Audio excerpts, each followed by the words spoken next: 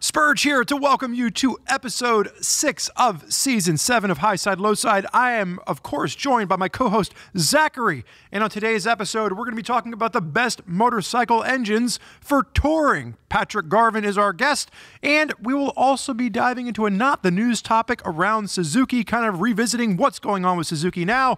And we will have a listener's comment around should you or should you not paint your motorcycle helmet. All that much more on today's podcast. But first, a word from our sponsor. Well, as Spurg mentioned, we're going to talk about engines today, engines of all sizes and types. And if it's one thing that all those engines have in common, it's oil inside those engines, lubricating them and making sure they run properly. Not unlike how Motul Lubricants keeps Highside, Lowside running properly. We need to give a tip of the cap, of course, to Motul for all the support over the years for Highside, Lowside.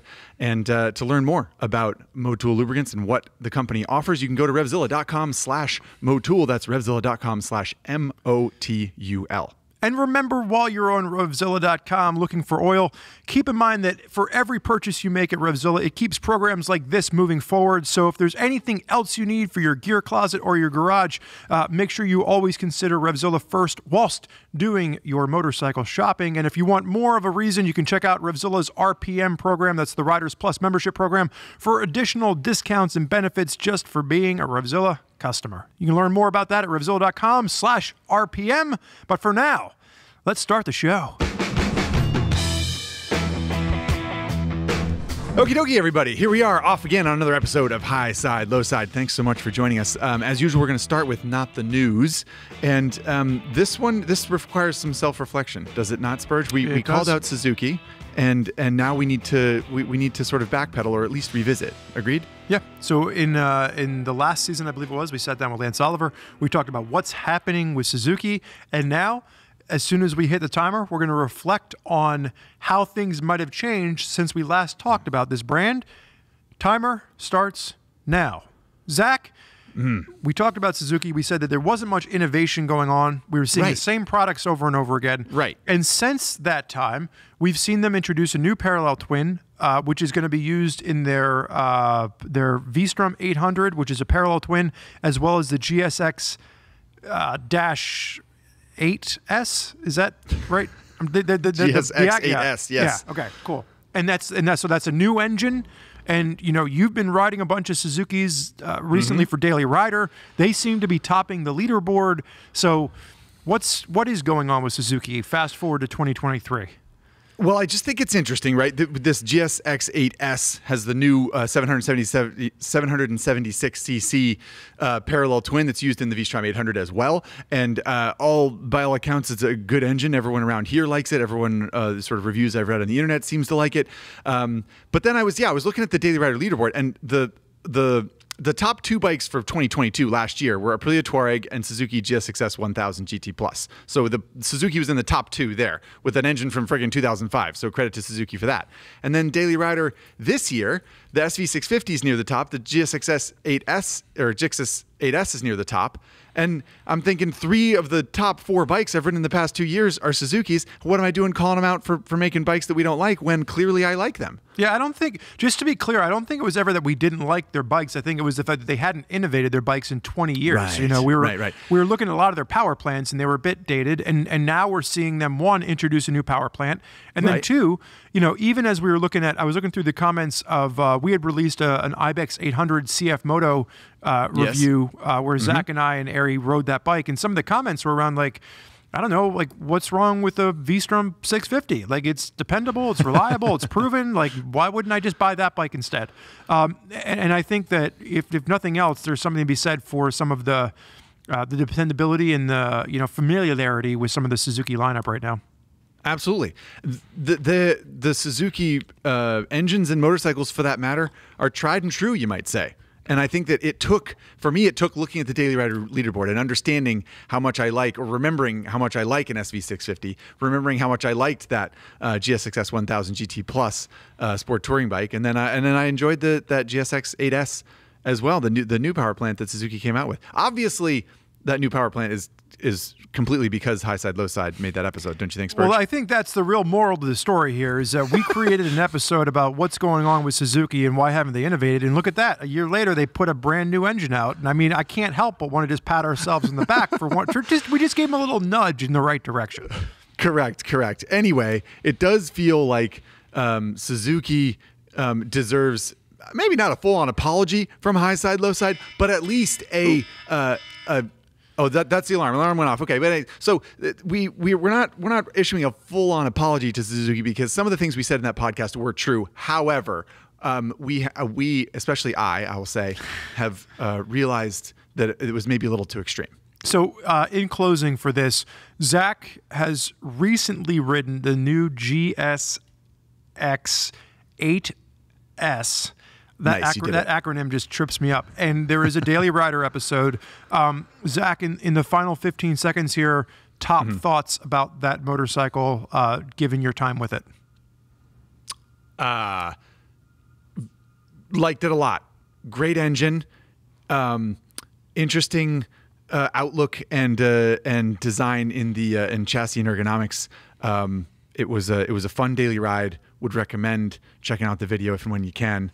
And if you get a chance to ride that bike, definitely take the chance. Yeah, right on. And Zack will have a first ride review article up on Common Tread for this as well. Yes. I would say that, kind of kicking off with the theme of today's episode, we're going to be talking about engines. Yes. I think parallel twins are definitely something that we've seen a lot of a shift towards over the past few years from all manufacturers. And I think parallel twins will probably come up in one way or another in the conversation that we're about to have with Patrick Garvin around the best motorcycle engines of all time, Touring Edition. We're going to get Patrick onto the show, and we're going to discuss all different kinds of engines for different scenarios of touring. But we'll get him on here to discuss some of the ground rules. So let's, without any further ado, bring Patrick Garvin onto the program. Patrick, welcome to the program. We were sitting around, we're trying to figure out how to do an episode on engines for motorcycling, for touring, and we figured what better guest to have on than the man that builds engines himself, Patrick Garvin.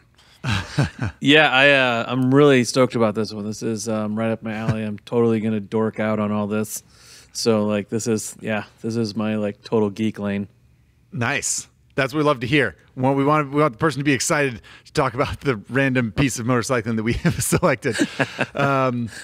So to pull the curtain back a little bit for the listeners and viewers, we talked about talking about the greatest engines of all time, period. And then we realized it was just too big a topic. So the reason that we're talking about touring engines is that it seems like a diverse set of bikes that we'll talk about, and there's plenty of avenues to take, no pun intended, for this touring edition. But just know that we like the idea of talking about other types of motorcycling and the engines that go along with it at some point, if you think this is popular, if this episode works out well, so on and so forth. But we did limit ourselves because it's such a big topic. The idea being, eventually, hopefully, after the next few seasons, we would be able to create the Mount Rushmore of engines, and that was where this idea originally came from. So, there's 4 presidential heads up on Mount Rushmore, south of where Patrick Garvin currently lives. And the idea here is that we could build a 4-engine monument. So touring, sport bikes, et cetera. We'll figure out the categories as we move along.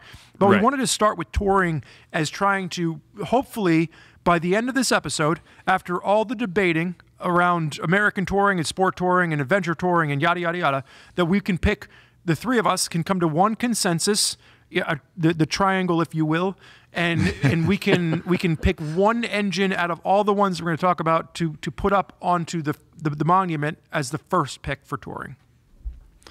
Yeah, I think this is really interesting because you kind of have to it doesn't necessarily have to be a great bike that it was in. When I was thinking about this, I was like, it's really interesting because you kind of you separate so many of their features out just to drill down to the engine. Mm-hmm. So I really like this kind of thought exercise. It's pretty interesting. Can I ask you guys can I just ask a question to both of you just to kind of to think about, as you were thinking about this, one of the struggles that I had was around going historically to just engines that I liked versus the fact that if I'm thinking about touring specifically, so much of it falls around like reliability and service intervals and like characteristics of power. And like the truth of the matter is, like, I was having a hard time looking at historical engines that I liked versus like just the fact that so many of the engines right now in 2023 are amazing from a reliability standpoint, from a power standpoint. Did either of you have that same problem with, like, you just found yourself looking at modern engines?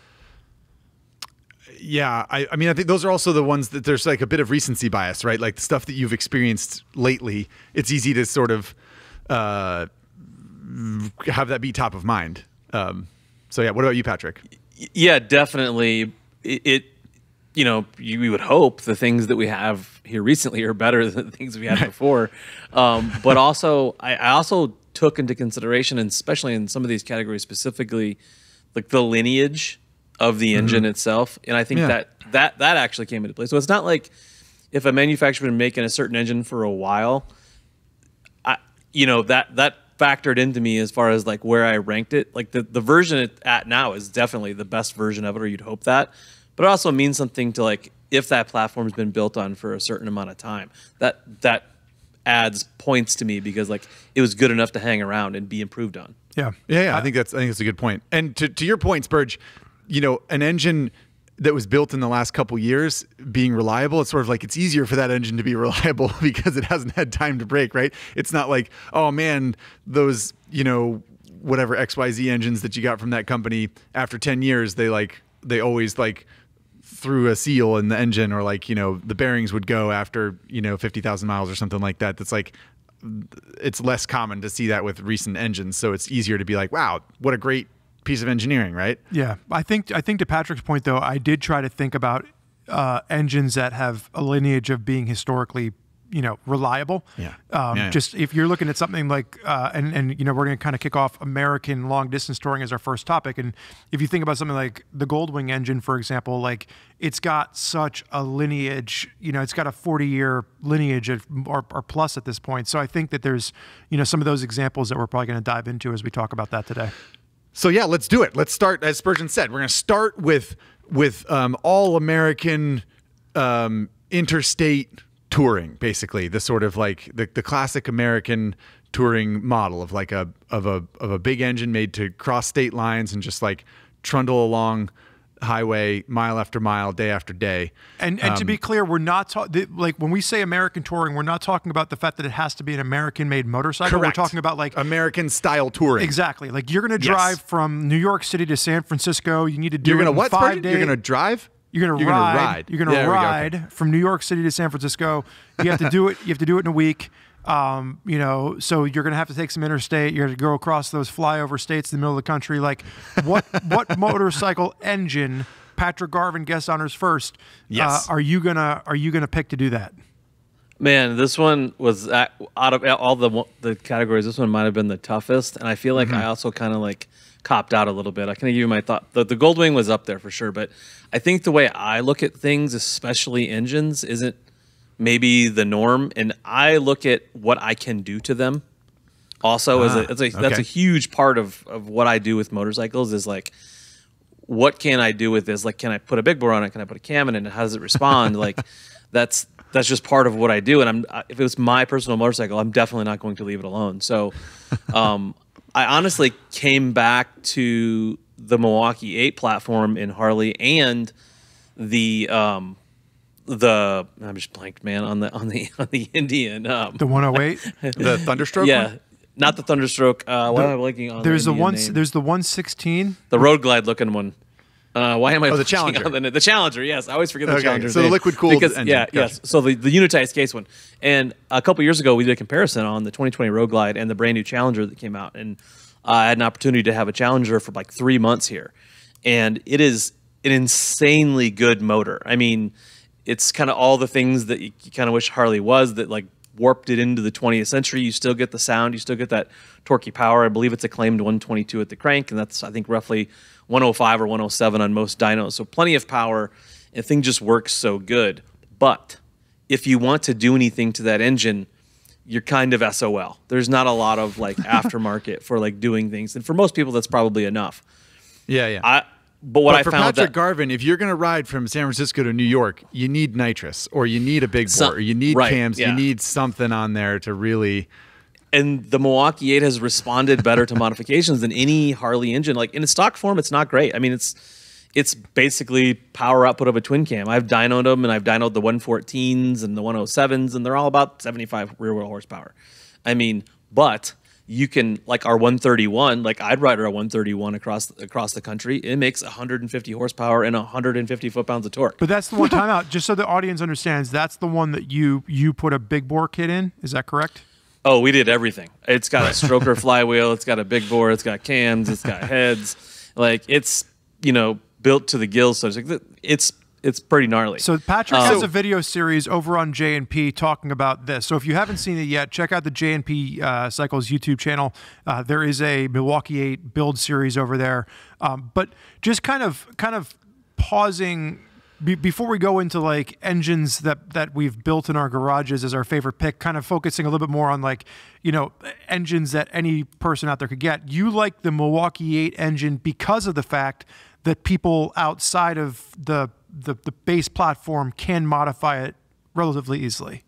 Correct. And I felt kind of hacky picking it because this is the latest Harley engine, and I really did a lot with twin cams and stuff. And I do like that Challenger power plant a ton. And I think the Challenger power plant was they were the first to kind of go in that direction.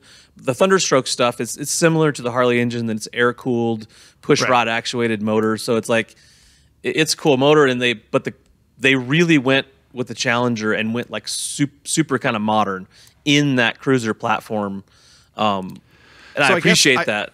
I guess just to before I forget this point, you're talking about performance in a touring bike, which is important. I'll admit, you want, especially like whatever you're climbing the Rockies or you're going whatever you're doing, you want to have some power on tap, some torque on tap, to make sure that the ride is whatever invigorating and exciting, and also you feel like you have enough power. But I would challenge you on the concept of a performance engine for touring. Like, do you like, part of your thought process surely was, obviously you're thinking about performance or like how you can modify the engine, but part of it is the sort of like feeling that the engine gives you, and the sort of like enjoyment that you get from using it on an everyday basis. Yeah, and like I said, I'm probably not the standard, but I had the bike before my FXR, I had a Dyna that I had a stroker motor in, and I rode it back and forth across the country probably 8 times. Mm-hmm. So like I am definitely probably not the norm, and it's maybe as a do as I say, not as I do type of thing. Like maybe this isn't the best for everybody, but me being like a wrench and like do that, I love just the fact, even if I'm touring on the bike, I like being able to just like twist the throttle and have it scratch the tire and giggle, like that makes it for me. So from where I'm standing, I'm going with the Milwaukee 8 because of what I can do with it as far as a hot rod and in a touring platform. Well, I think the other thing to note about going with something like the Milwaukee 8, and this is something we had a recent article from Dustin Whelan, who is our new associate editor over on Common Tread, and he wrote about his very first motorcycle, and he did a Harley Sportster 883 that he went touring on, and it might not have been his first motorcycle, but he did a Bikes That Made Me, and he talked about touring on an 883 Sportster. And one of the things that came up in the comments section is that he picked it from a reliability standpoint. He was saying that one of his buddies told him not to buy a Triumph Bonneville because it wasn't reliable. I jumped in and fucking defended the shit out of a Triumph Bonneville. But my point in bringing this up is that one of the things that came up even in my travels is the fact that, like, with Harley Davidson, if you have an issue across the country whilst you are touring, you can pretty much find a Harley Davidson dealership within, a couple 100 miles of whatever road you break down on, one thing I'll say about that is that we are talking about Grand American Touring here, but we're not necessarily talking about Grand American Touring in America. Like you might be riding down the highway in Mexico or in South Africa or in Australia. This is a global podcast here, kids. I'm just saying. So you don't think you can find a Harley Davidson dealership in Mexico or South America or Europe or India or No, Russia? I think you can. But I think they probably become fewer and far betweener, right? Far betweener. Other places in the world. Yeah. The other thing is I think it is relatively speaking easier to work on because it is a simple. I mean, I always say Harley pushrod motors, they're tractor motors. I mean, really what they are. So like if one broke on me if I was on a trip, I would feel probably more comfortable fixing that than I would even the Challenger motor. If you look at the Challenger motor with the unitized case and the overhead cams, it's just basically castings. It's hard to get to stuff. Or like a, let's say a Goldwing. A Goldwing's probably never going to break, but if it did, probably not.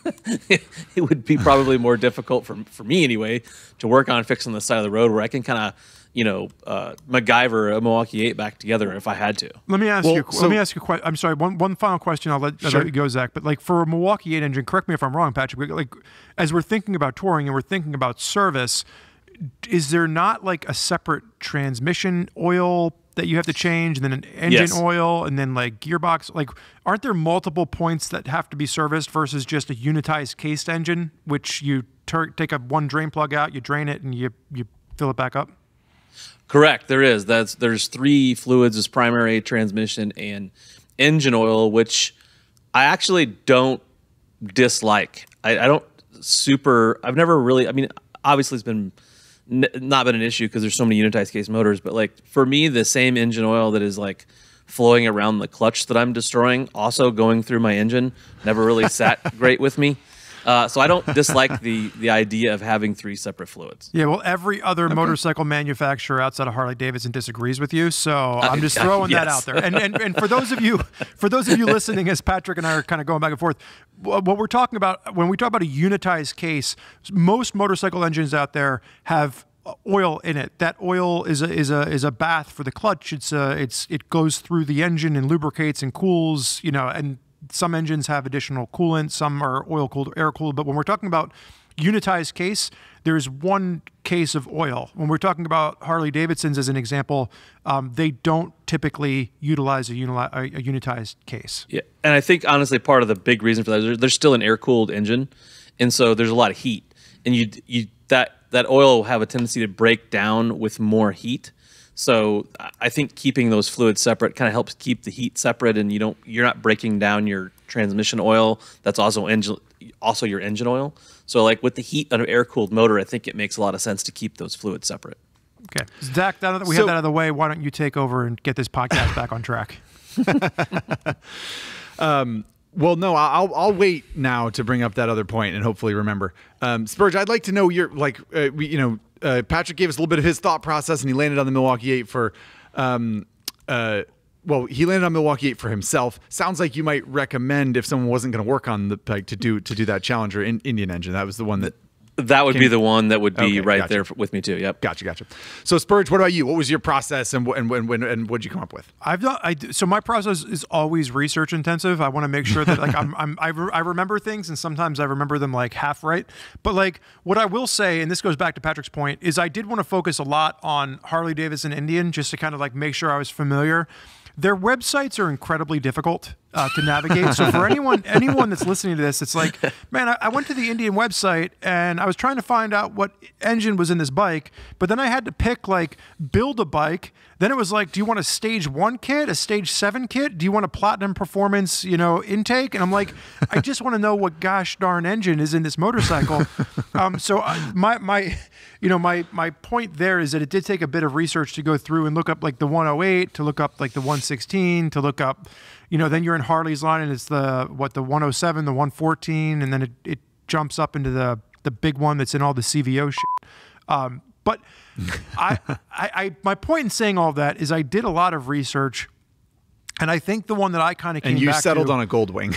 No, I came back to BMW's 1649cc inline 6 that powers a whole slew of their big performance touring baggers and other sportier things. But yeah, it's a monster. Big touring engine. Yeah. That's a great engine. Yeah. So that's like Spurge said, that's a 1600cc, a little bit more. Inline 6 with, and if you know anything about engine architecture, an inline 6 is perfect primary balance, right? Correct me if I'm wrong, Patrick. Yep. So it's incredibly smooth, and it makes gobs of torque. 132 foot-pounds of claimed torque, 160 claimed horsepower, and 18,000-mile valve service intervals. I also did some research into, I went into BMW forums, and there were folks putting 90,000 miles on this engine before trading it in on another K1600 platform bike. So they're putting 90,000 miles on the engine with, the one guy was talking about the fact that like for every valve service, none of the valves were ever out of spec. And like, for this new one that he bought, he's probably not even going to check the valves as often. Like, so it just seems from a reliability standpoint, it's going to cost you almost $30,000 to get into one new, but when you do, it's gonna put down the miles for you. Yeah, I think it's like a little hard to argue against that engine from a performance standpoint. It's the thing that it's on the opposite end of the spectrum from the standpoint of kind of like sensory. It's on the opposite end of the sensory spectrum from, say, a Milwaukee 8 or any American V twin, really, where it's a Thunderstroke Indian or a Milwaukee 8 Harley, or liquid cooled versions of the engines from those companies, because a BMW inline 6 is like ultra smooth. It makes this sort of like raspy whine. Like there's no bassy thump from the engine. It's like totally different character from an American V twin, which I'm not saying is a bad thing. I'm just saying it is very, very different. German. Right? It's very German is what you're saying. It's very German. Yeah. It's very pragmatic. It's very, it makes great sense. It's like, it's smooth, it's powerful. And I think, having experienced that engine, I will say personally, it is, I find it very exciting, but you could see the point of view from someone saying that it's like that engine only ever gives you a Mona Lisa smile, right? It only ever gives you like again, very German, right? It's sort of like you would like to go faster, opens the throttle and you will go, but right, there's no kind of like, you're not going to maybe get the same kind of... the German accent out of Zach Quartz. It's always, I picture his dad doing this when he was a kid. Like they were sitting around the table talking about BMWs, and now he's carrying it on for his son.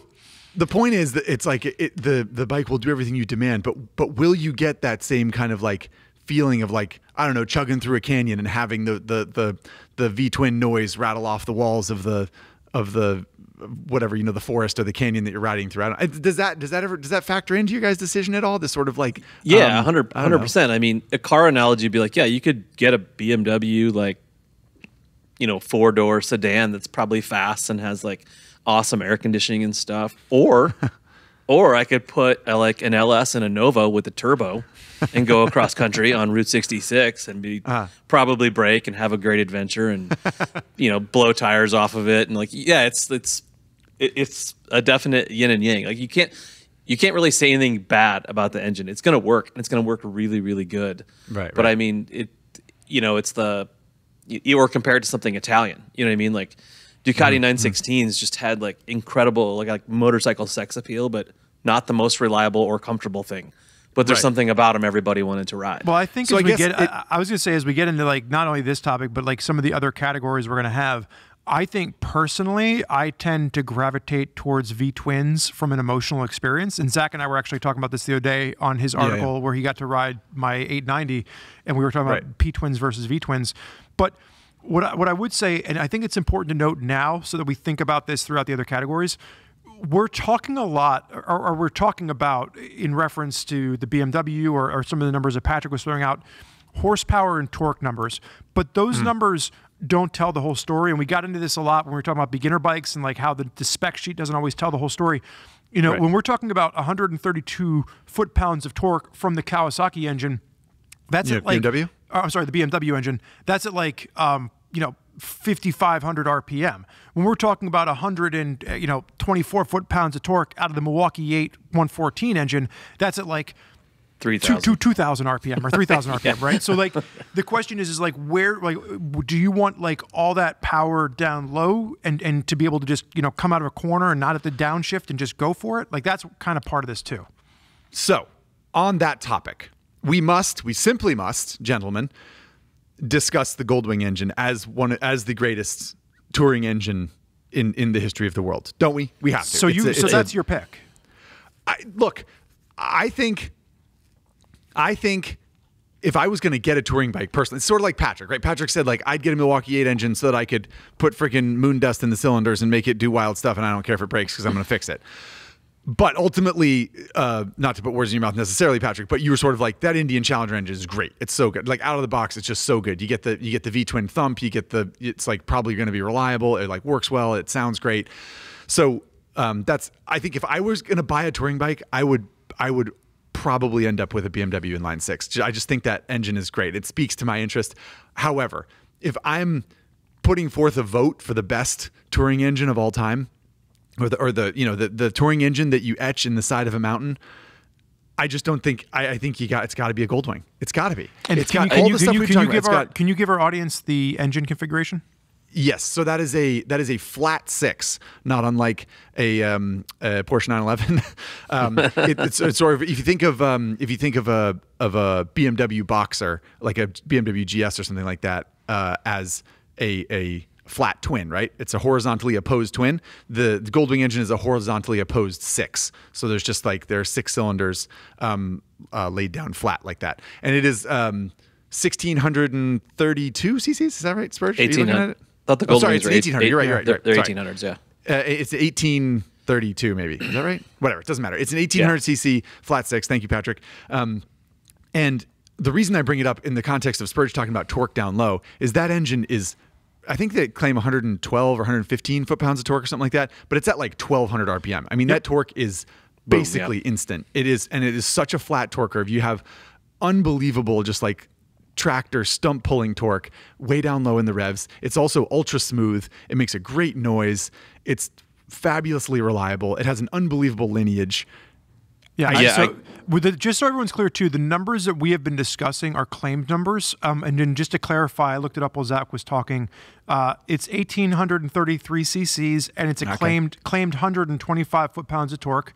And you're right. I think it's at like 1,250 RPM is when the peak insane. torque hit. Yeah. It's ridiculous. It's such an incredible engine to use. And like when you roll onto like an on-ramp or something, and you just leave it in like third gear and just roll the throttle open, and it just sort of like grumbles and like it's almost like it's got indigestion. It's like, and it just like fires forward. It's really like guttural and visceral. And but it's also like once you're going 70 miles an hour, it's just like, I mean, it's whisper quiet, it's smooth, it's just an unbelievable engine. And I think that's one of the ones that I had talked about. And the reason I brought it up in the beginning is that, like, from a lineage standpoint, that engine, unbeatable. That engine harkens back to, I would argue that the original Goldwing engine was an opposed 4, I believe, and then it switched to a 6. So correct. But if we're talking lineage, Harley or Indian, I mean Indian, but I think especially Harley, that's the engine that has the, I mean, right? I mean, those that engine, that particular engine has only been around since 17. No, I know. But I'm talking about a 45-degree air-cooled V-twin, which is like, I mean, I would say, I guess I don't know much about as much about Harley history as you do. I don't think, Patrick. But if you're talking American V-twins that like conquered the interstate system, the early was it FLHs or whatever that sort of like settled on FLs the and left even foot the ELs. I mean, going back into the 30s. Yeah, so I mean, I just think that lineage is even greater than the Goldwing, and we should tip our cap to that. I think it's only fair. Yeah, I think the Goldwing. I'm glad. In my mind, it was the one that kept coming up. It wasn't like my pick, but I was like, man, if somebody doesn't pick it, or first of all, the comments are going to be on fire if somebody doesn't pick that. I have a buddy, Joe Sparrow, the Wandering Sparrow. If you're looking to find him, he has 598,000 on an O2 Goldwing, I think. Incredible. He's gonna go over 600,000 soon, and he had another one before that one. So I've ridden with Joe. I've ridden that bike, and I mean, it's hard to say a bad word about a touring engine as far as a Goldwing.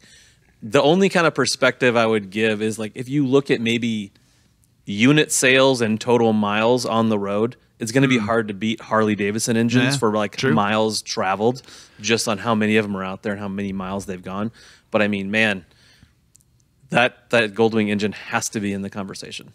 Okay, so we need to kind of wrap up American touring roads. We do, but there's still so one. much to say. It's very hard. But I think we did a good job because like I had gone back and I was looking at like the Kawasaki 1700cc V twins that were in the Vaquero and the Nomads, and like I was looking at all these ancillary ones, but I think realistically, Honda Goldwing and Harley Davidson V twin, whether you're looking at a Milwaukee 8 107 or 114, I think I like what Indian's done. I like what BMW has snuck up and done.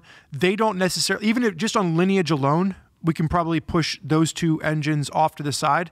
Okay. And I think instead of making a decision right now, Zach, unless you disagree, I think we kind of leave it up in the air for the moment with, let's think about Goldwing in the back of our mind, and let's think about American V-twin Harley Davidson, and let's move on to sport touring. Okay, I think that's fair. I have a couple other questions. Maybe I'll hold those questions to the end of the podcast because I want to put a couple things to you guys. But yes, don't forget them. Write them down. I'll try not to. No, I have written down. So you want to do sport touring next, Spurg? Is that right? Yeah, let's go into sport touring engines. So for these roads, guest honors. Well, go ahead. The definition for our audience, where American touring was long, open highways, cruising the Vista. When we're talking about sport touring, this has to do both. This has to be able to comfortably, be able to put down miles on the highway, but then you're going to get up into some mountain roads, and you're really going to want to, let the engine, open up and eat gasoline as fast as it can pile it down its jugular and its jaw and fucking just go. So it's got to be able to, do a little bit of both, if you will. And that's what we're thinking about for sport touring. Okay. So guest honors, Patrick, did you have a? So I have a question that maybe kind of will skew things here. Now, I don't know if it's still classified this way, but I think originally the Hayabusa was classified as a sport touring bike. Am I right or wrong? I did just write an article about the Hayabusa, didn't I? So I should probably know this. I don't think it ever was billed as a sport touring bike. I think that was something that Suzuki leaned into a little bit later because that's what people ended up doing with it. But I think ultimately and originally it was hypersport. It was like... Yeah. So I would consider it a sport bike. But I know there was like talk of that being a sport touring bike. And I think if that was going to be a sport touring bike, that engine... Well, I mean... Remember that you don't have to... The bike doesn't necessarily have to be the correct for the task. If you think that engine is a great sport touring engine, that's fair to bring up. I think. I was curious. I think I would. It makes it an interesting conversation, and I have actually toured on a Hayabusa. I rode one 900 miles in a day one time. It wasn't that bad. Yeah. But the one I think I would choose, I actually have no experience with. I was on a trip. I was on the Devilstone run where a guy had one. Is that Kawasaki H2 SX SE? Ooh. Yeah. Interesting. So that is a supercharged inline 4, correct? Yeah. And again, like obviously I'm just like a one-hit wonder when it comes to engines. Like I think you can see my thought pattern almost every time. But like I think both of those are really interesting to me, and just the fact that it is not a naturally aspirated, the factory is putting superchargers on stuff always interests me. Indeed. Man, as far as like we're just talking about that engine, I'm probably I'm gonna go with the Kawasaki, but the Busa as a sport tourer, again, if we're talking lineage and like what's been done with those engines, pretty impressive stuff out of Suzuki.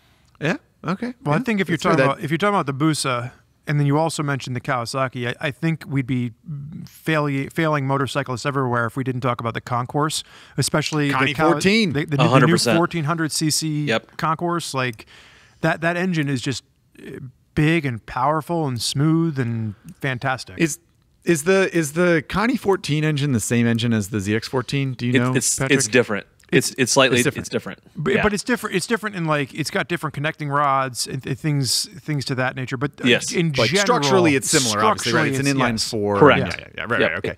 So because I've ridden both of those bikes, and frankly, they're both whatever in either configuration of 1400cc Kawasaki inline 4. It's a pretty wicked engine also. And quite frankly, the Concourse is what landed me with the H2 because my first thought was like Concourse. I had a buddy that had a Concourse, ridden it. He had nothing but, in fact, he had a Road Glide for years, still has the Road Glide.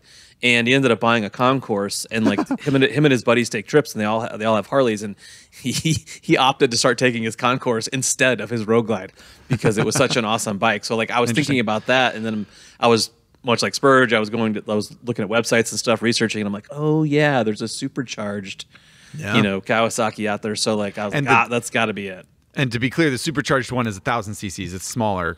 Yes, it's a smaller engine, but it is. And we had to know that Patrick was going to go with a forced induction engine if it was even on the table. We had to know if the opportunity presents itself, I will always choose some sort of forced induction. But sort of broadly, to back up just a little bit, you're talking. You like the idea of the 1,000 cc supercharged engine that Kawasaki has, which is fair because that is a wicked engine. Also, 1,400 cc inline fours, I guess 1,300 to 1,400 cc inline fours, whether it's a Concourse 14 or a ZX 14 or a Hayabusa, which is the 1,300. So like big inline fours are sort of like that's what you're attracted to when it comes to sport touring. Again, the idea of it was 175 horsepower out of the H2, just bone stock.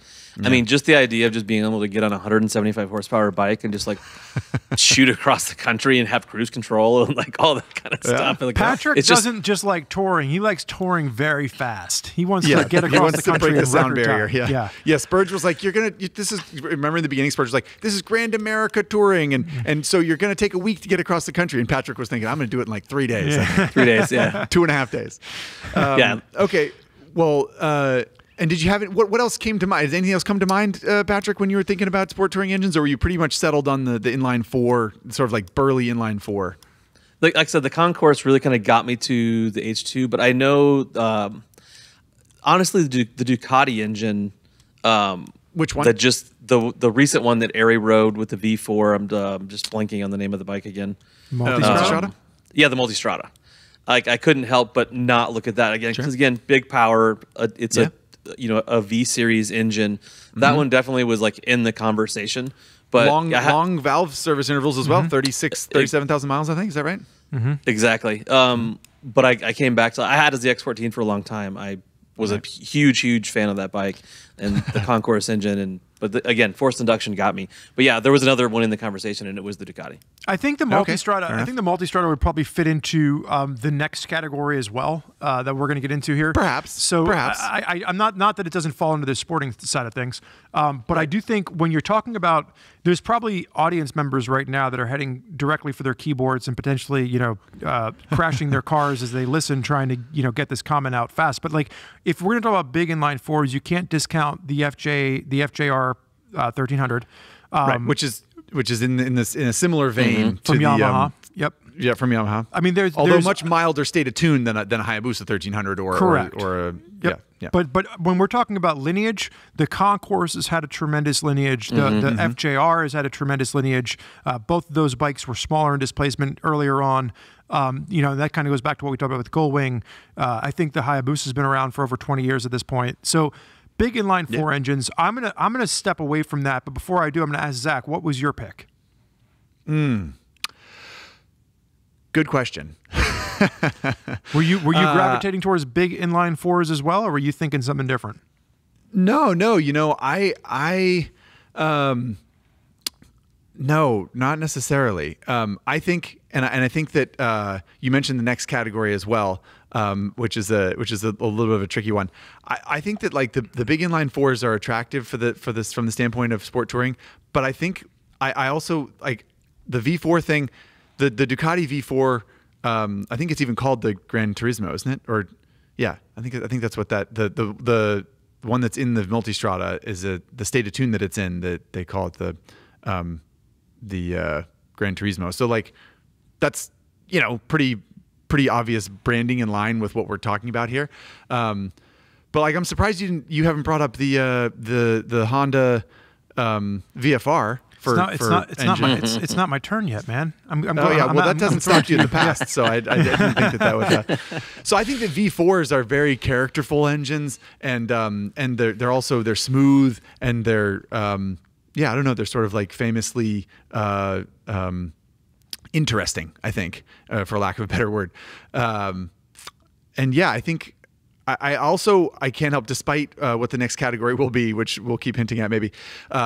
I can't help but talk about the KTM 1290 V-twin also, which I think is a stupendous sport touring engine. Actually, I think the KTM 1290 Super Adventure S, which is the less aggressive, more road biased version of the KTM 1290 Super Adventure, is just a fabulous sport touring bike. It has an ADV bent to it because KTM has an off-road bent to it as a company. But realistically, it's a 19-inch front wheel, which is a sort of like less aggressive from a KTM standpoint anyway.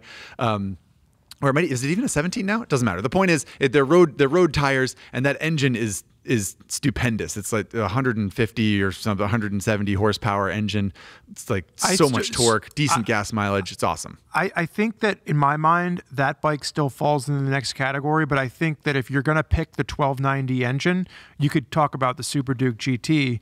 You could. And I think we're talking about just the engine in general. So I think that exactly. engine, so the bike doesn't matter. Yeah, exactly. The bike doesn't matter as much.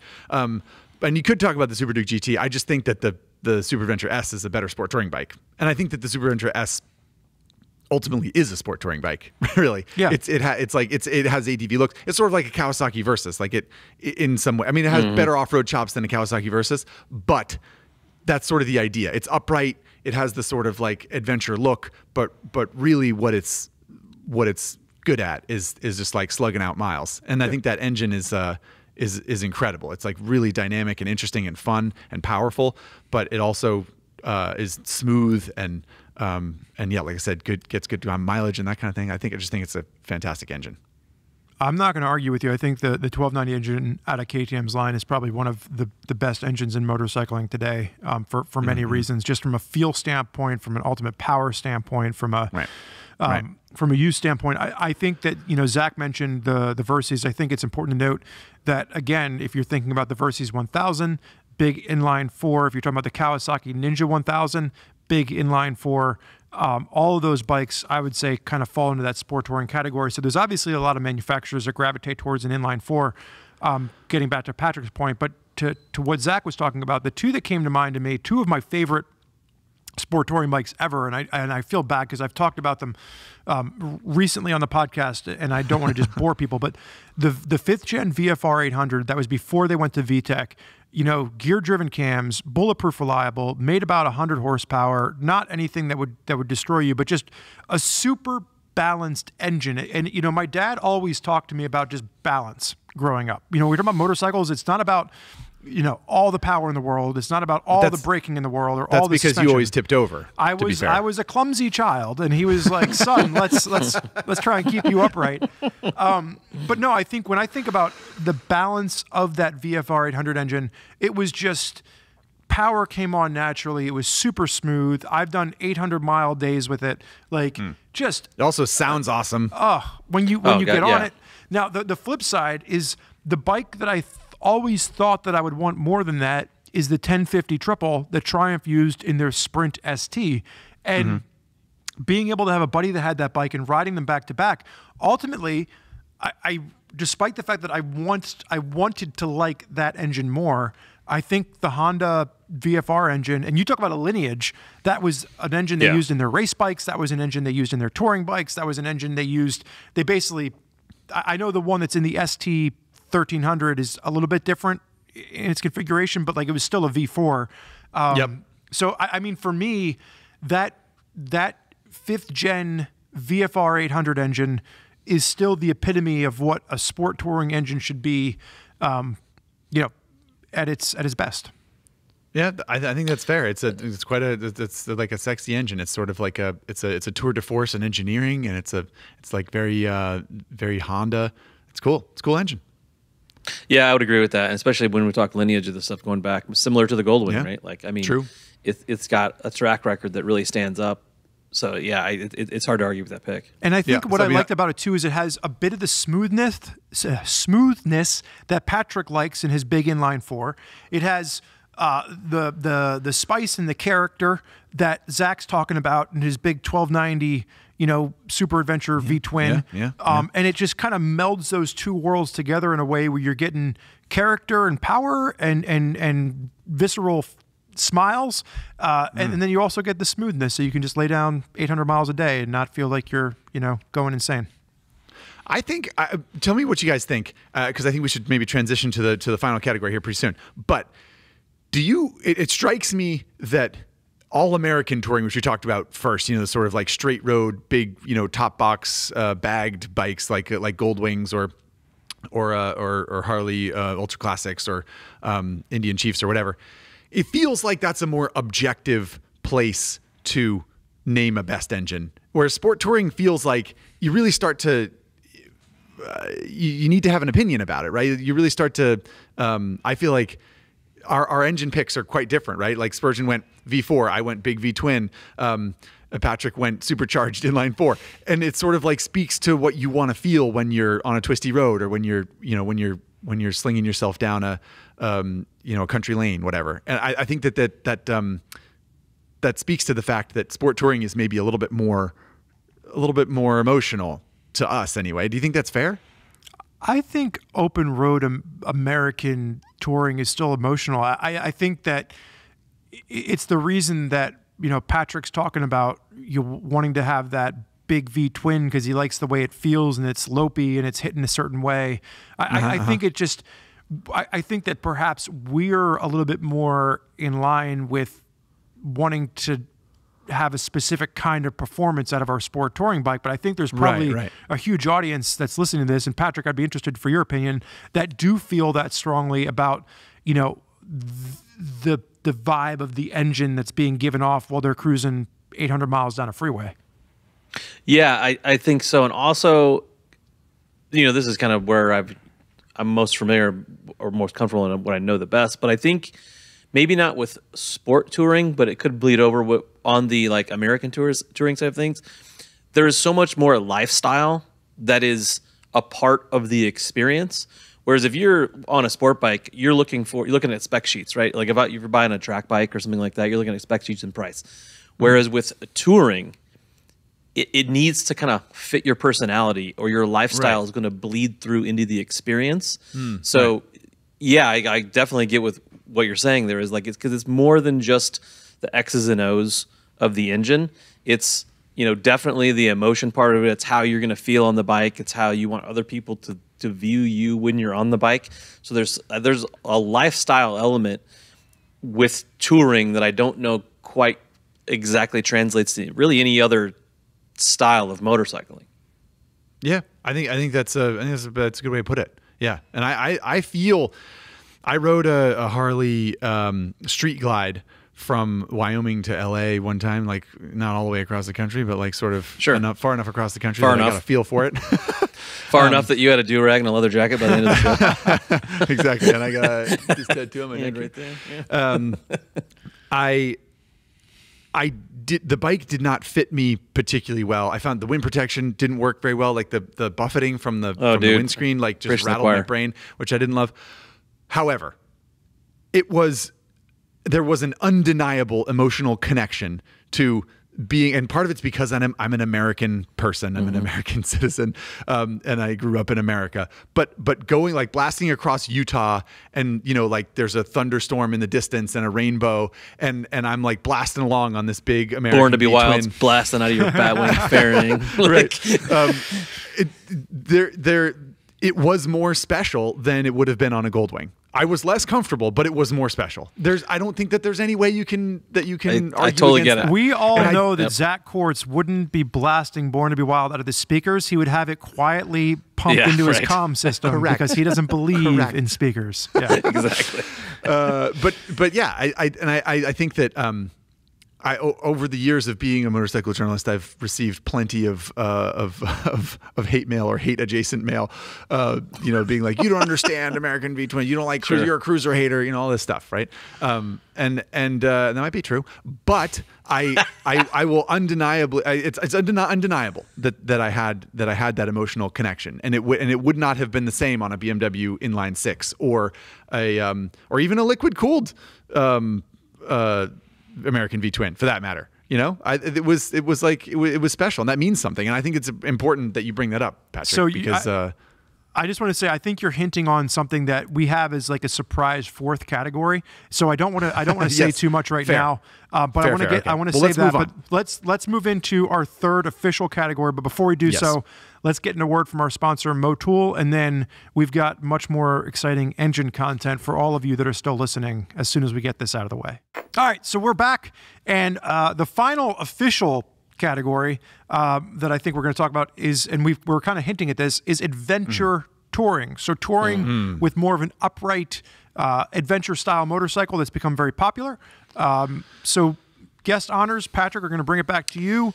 Favorite engine in adventure touring? So this boiled down to, again, 2 picks for me. I tried to, and I felt like with both of them, I was probably going to step on one of your picks, either one of you. So I'll tell you what it boiled down to. I'll tell you my winner. It was the GS based motor, which goes way back to the 80s with the. So you're talking flagship GS. You're talking R1200, R1250 GS Boxer. Yes. Okay. Yep. Copy. And specifically, if I had to boil it down, like the 1200, the R1200, so like 04 to 2012. Okay. So oil cooled. Right. Yeah. Okay. And so then my other pick was the LC8 from KTM, which started out as, I believe, a 950 and then a 1050, or like a 950 and a 990 and then a 1090 and an 1190 and then all the way up to what you already mentioned was the 1290. Yeah. And I think they actually, correct me if I'm wrong, Spurge, I think they classify the 890 as an LC8, which I think is weird. But I'm just talking about the V-twin. Right. The V series LC8. I think the LC8 denomination is for number of valves, right? Valves. So twins end up right. So it's an 8-valve engine, so they call it an LC8. But yeah, I know what you mean. The sort of like what you think of KTM LC8, you think V-twin, certainly. Yeah. So and we touched on this last category. My pick would be that 1290 LC8. Again, lineage is there. Okay. I think both of them really were they're the pioneers of the space. Right, like with the GS and the LC8, they really pioneered that adventure touring space. But man, that 1290 engine, and we have a friend that Ken, shout out to Ken, loves his 1290s, and it's such. I mean, people say like, oh, it's too big of a bike to like. Watch Ken. You can definitely go off road and go all over the place on a 1290 adventure. Right. Yeah. So if you're following Instagram, Ken on Instagram is Moto Hitman. That's who we're referring to, a buddy of Patrick and Zach and I. I think you bring up a really good point. I didn't even think about it, but when you're thinking about the GS 1250 platform, when you're thinking about the KTM 1290 platform, and then you go back from a lineage standpoint, those were the two bikes. Like when you think about adventure touring, you had the BMW and you had the KTM. I mean, I forget what year the Multistrada came out, but like frankly, it wasn't in the same category as those two bikes. Those two bikes were really the class leaders. Yeah, Multistrada was sort of like a demented city bike, a touring bike, sport touring bike kind of thing, right? It was 17-inch wheels But if you remember back to the original Multistrada that was released, they called it a Multistrada DS, which stood for dual sport at the time. So like No, DS was dual spark. It was a dual spark head, I'm pretty sure. Oh, really? Okay. I'm pretty sure. I think that was what DS was. Supposed People in the comments will correct one of us. They'll either say Spurgeon's an idiot or Zach's an idiot, whatever. But the point, it was a 17-inch front wheel. Yeah, it was different. It was different. Bike. So yeah, to your point, it was definitely like not a straight up sport touring bike, but it was pretty street oriented. And also to your point, yeah, like the KTM 950 and the BMW 1200 for a while, those were like the adventure bikes, right? Yeah, but I do think it's important to note that within this category, when we're thinking about adventure touring, 17-inch wheels could come into play here. You have the BMW S1000 XR, you have the Versys 1000 plus, whatever the hell the SE plus something or other. Yeah. But like, I think when we're talking about adventure touring in a touring capacity, for people that we're not having this conversation about what's the best adventure bike to go off road with, what's the best adventure bike to burn down miles with, and we're talking about specifically about the engine. Then all of these different engines do open up from a category standpoint.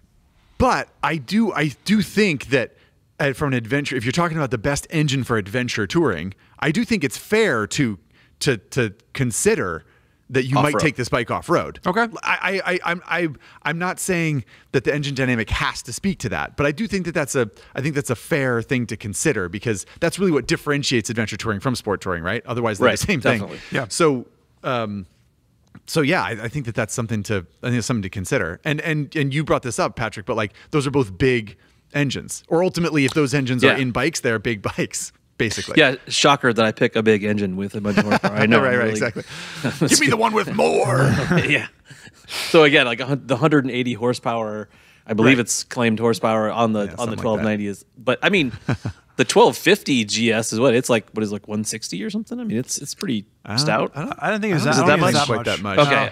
But BMW is weird with power figures because BMW always claims like, oh, it's 135 horsepower and 110 foot-pounds of torque, and then you drag race it against something and it just like smokes the other bike, and you're like, I don't think that like the engines are like so much more capable than the spec sheet looks like with BMW GSs, in my opinion. All right. Yeah, and you guys did a roll on, you and Ari, when you compared with the Pan America. Yeah, that's great point. Yeah, in the Pan America on paper, bigger numbers, but on the roll on, didn't win. Yeah, exactly. Well, I think the Pan America is a bike that should be mentioned here too, just in the pure fact that Harley Davidson, which has been known for generations for American touring, cruising across the highways, now they've got an adventure bike, which when it came out really did, add in some components that were great for touring. You have hydraulic valve lifters, or hydraulic valve adjustments. So like you technically don't have to adjust the valves. You have, the seat, which you can get the automatically, what the hell is it called, where it lowers down? What's the official Harley Davidson? The suspension that sags. But what's the Harley name for it? I feel bad. I don't know. Do you want me to Google it? The ride height adaptation. Adaptive ride height. Adaptive ride height. Yeah, I was like ride height. Nice. Yeah, good job. Adaptive ride height. But like the bike will lower down to roughly like 28 inches for a seat height. So when you come to a stop, you can get your feet firmly on the ground. So like when the Pan America was brought in, you're looking at a completely different engine for Harley Davidson. We were talking about unitized cases earlier. We're talking about 150 plus horsepower. It was a completely different kind of V-twin than what Harley Davidson is used to making. Yeah, that's true. I still don't think that engine's as good as a KTM 1290. I don't think it is either, but I think it's worth mentioning. Otherwise, I think you're right. That is 100% true. Yeah. You're absolutely right. Okay, Spurge. Well, what was Patrick, you came down to the BMW and the KTM, but ultimately you're sort of like the KTM engine. I feel like is the crown jewel of that category. Spurge, is there any chance that a KTM engine was on your list? It's funny because like when I was thinking about this going into it, I was trying so hard to come up with different engines in the category. And I was like, that's why I was like, we have to talk about the Pan America engine. Part of me wants to talk about the KLR 650 engine, just because like for adventure touring, like that new KLR 650 engine and the way they've redesigned that platform, I was really surprised. If you go back to the article that I did reviewing that motorcycle, I wrote it from New Mexico to Los Angeles in like 36 hours. It was surprisingly comfortable to just hop on and cruise. And that was a true adventure touring trip, because when I got to northern Arizona, I spent, a couple hours, just doing off like dirt roads. And that engine is just like a little tractor that's lovable, and you can beat the hell out of it, and it's dependable, and you talk about a legacy. However, and I think it bears mention too that we're coming hot on the heels of a beginner bike episode where we're talking about all these smaller bikes. And I think it's important to note that for any beginners listening to this, the next category that we're going to not officially get into will probably maybe be a little bit more for you, because I don't recommend that any beginner goes out and just grabs a KTM 1290 Adventure S as their like intro to touring. Try the H2. But man, oh man, like I think I'm with Patrick. I think that when I think about adventure touring, the KTM 1290 engine has got to be a favorite out there. I mean, Zach and I were talking about this the other day, and I'll leave it with this. Zach and I were talking about the other day when he rode my newest 890 rally for a Daily Rider episode. He wrote an article about it. In the comment section, we were getting back and forth on like one of the readers was like, would you take this over your V-twin? Zach's got an older LC8 V-twin. I came off of a 1090 V-twin, and if I was just basing this on the engine, the new 890 parallel twin does not give you the same feeling in your gut and your chest as that big KTM V-twin. Everything on that bike around it makes it a better balanced motorcycle, back to the balance thing. But from a purely engine standpoint, KTM V-twin, whether you're talking about a 1090 or an 1190 or a 1290 or an older 990, like just what character, what feel, what ultimate performance.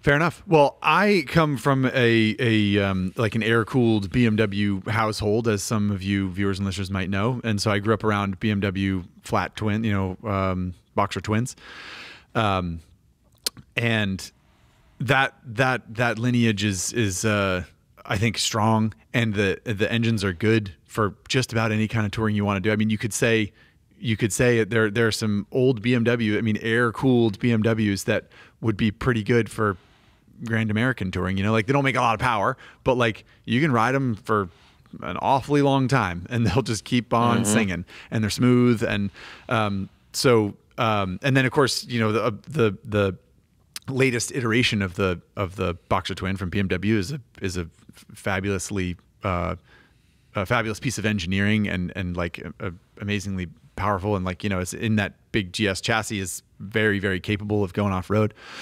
I guess what I want to talk about, what I want to ask is how small an engine. This goes for all the categories, frankly, but how small an engine makes sense, because I tend to think like I'm leaning toward kind of like like a Yamaha T7 engine, or even if I'm going to go for soul and lineage and things that I really care about, what about a KTM 950, a carbureted 950 twin, like I have in my 950 Supermoto from 2006, but it was also the same engine that was in the 950 Adventure that it arguably put KTM on the map as a sort of like adventure bike manufacturer. And I mean, that engine is sort of like simple enough that if you're in the middle of nowhere and it breaks down, you could fix it. It also just sounds terrific. I've watched you try and repair something on the side of the road. I don't know if you're the one to be like, well, the KTM 950 engine's super simple, I'm just gonna fix that on the side of the road. Like, I would just rather work on carburetors than on fuel injectors, is all I'm saying. But here's something I was considering, because I was going back from a lineage standpoint, talking about the Goldwing to like the original 4, and like the problem with that bike is that like the carburetors were notoriously not easy to work on. And like when you think about hitting elevation changes with touring and things like that, like modern day fuel injection is pretty damn simple. Like as someone it's reliable, to be fair.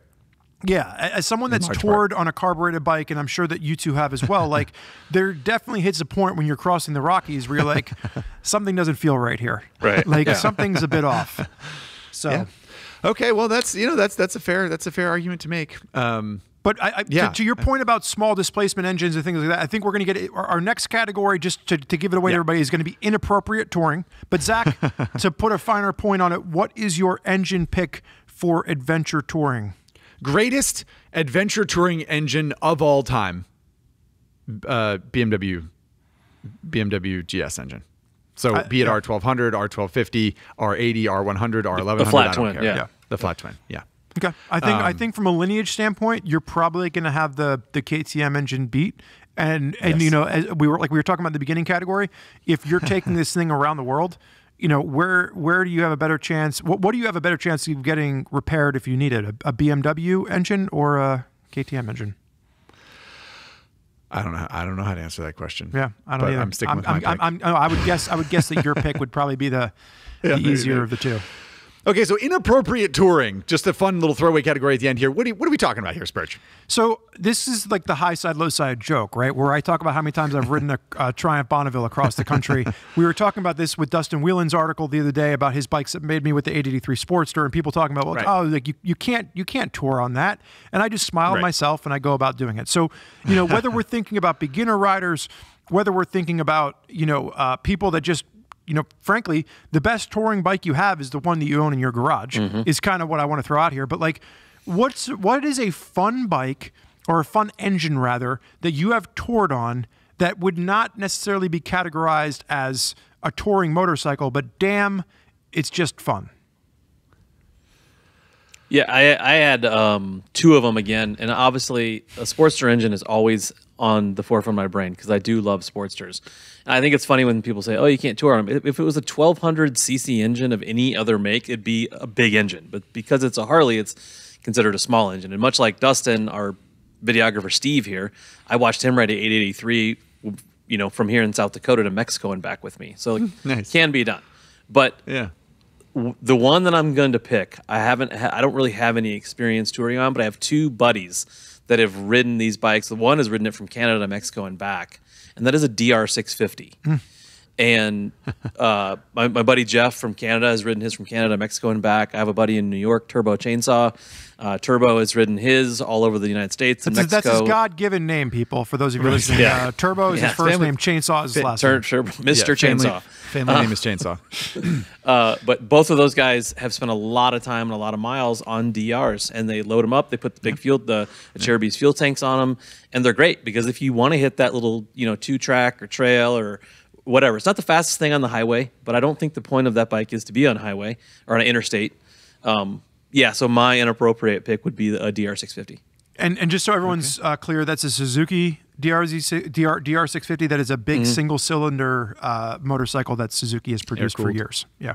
Air-cooled. So, again, not hard to fix if you have to. Dealer network's pretty solid. So, yeah. And that kind of echoes what I was talking about earlier with the KLR 650. I think the KLR 650 is another one that falls in that category. Similar category, yeah.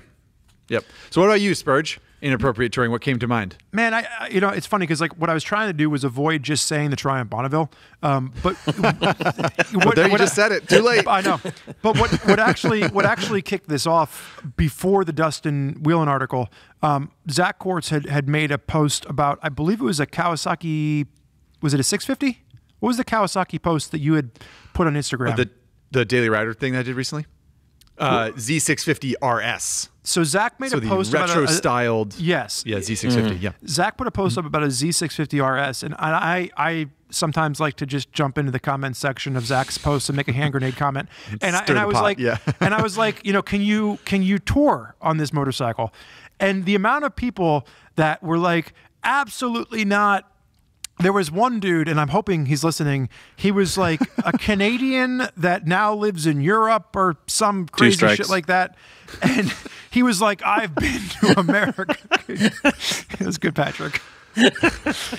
He was like, I've lived in America. You can't drive anywhere in America without getting on the freeway. And that is absolutely not the case. It's a bit dated at this point, but there was a book I read growing up called Blue Lined Highways or something like that, and it was all about taking trips on roads that weren't the interstate. I've made a motorcycling career / pastime on taking trips where you avoid the highways, and I think a little parallel twin.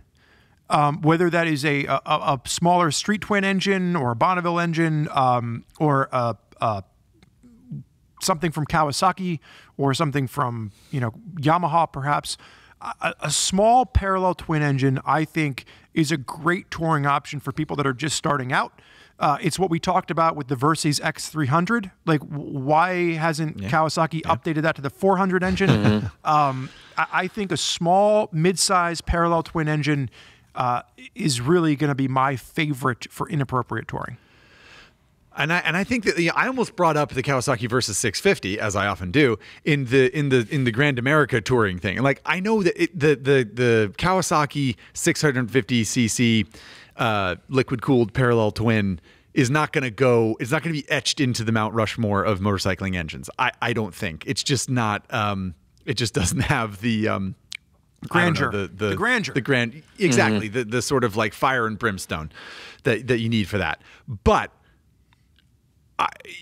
None of the touring that we talked about doing with, or talked about being satisfied with, whether it was a Goldwing or a K1600 or a Harley Milwaukee 8 or an Indian Challenger engine, a Kawasaki Versys 650 would slug all that just fine. And it's got great luggage from the factory. It's got great wind protection. It's comfortable. It'll go as fast as you need it to go. It's not a high horsepower engine, but that, basically, and I brought this up before, but how small a bike can you talk about? How small an engine can you talk about that is reasonable for touring? Pretty small. I think as long as it can do 55 miles an hour, it's, to quote the guys from Biltwell, all bikes are adventure bikes. Right. If it can go 55, is a personal pizza if you try hard enough. 100%. Yeah, I can back that up with many facts. I think as long as it can go 55 miles an hour to tour, you don't want to be going 35. That's totally fine. The interesting thing it seems to we kind of I think inadvertently hit on over and over was these parallel twins.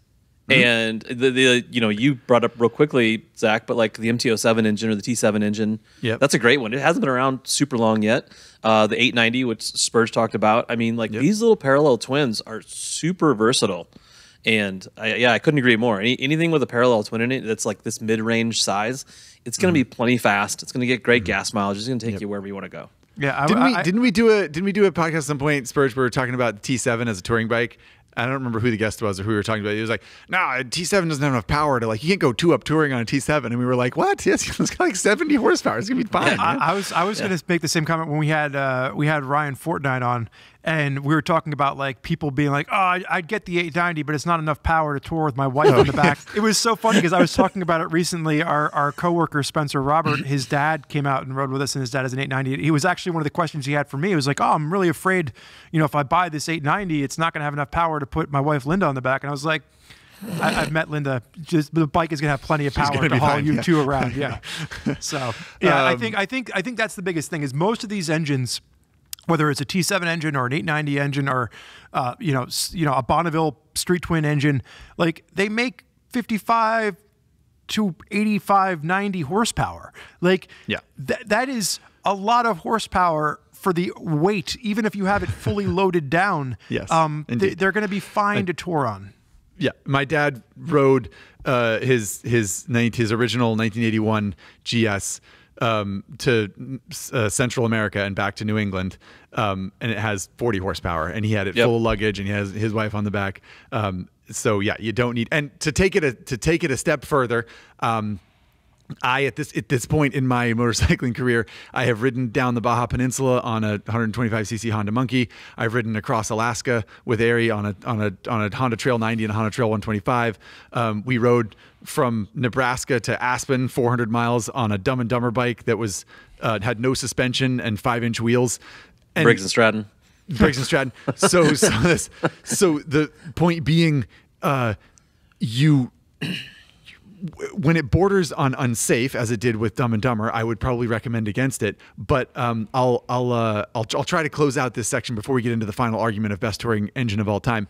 The story that I may have told on the podcast before, but I really love. A mechanic friend of mine from New England fixed up a kid's bike way back when, a little Honda Trail, something similar. It was like a Trail 110 or something like that, right? And he's like, "Hey, mister, can you help me fix up this bike?" "No problem." Lubes the chain, tightens it, makes sure everything's okay, changes the oil, sends the kid on his way.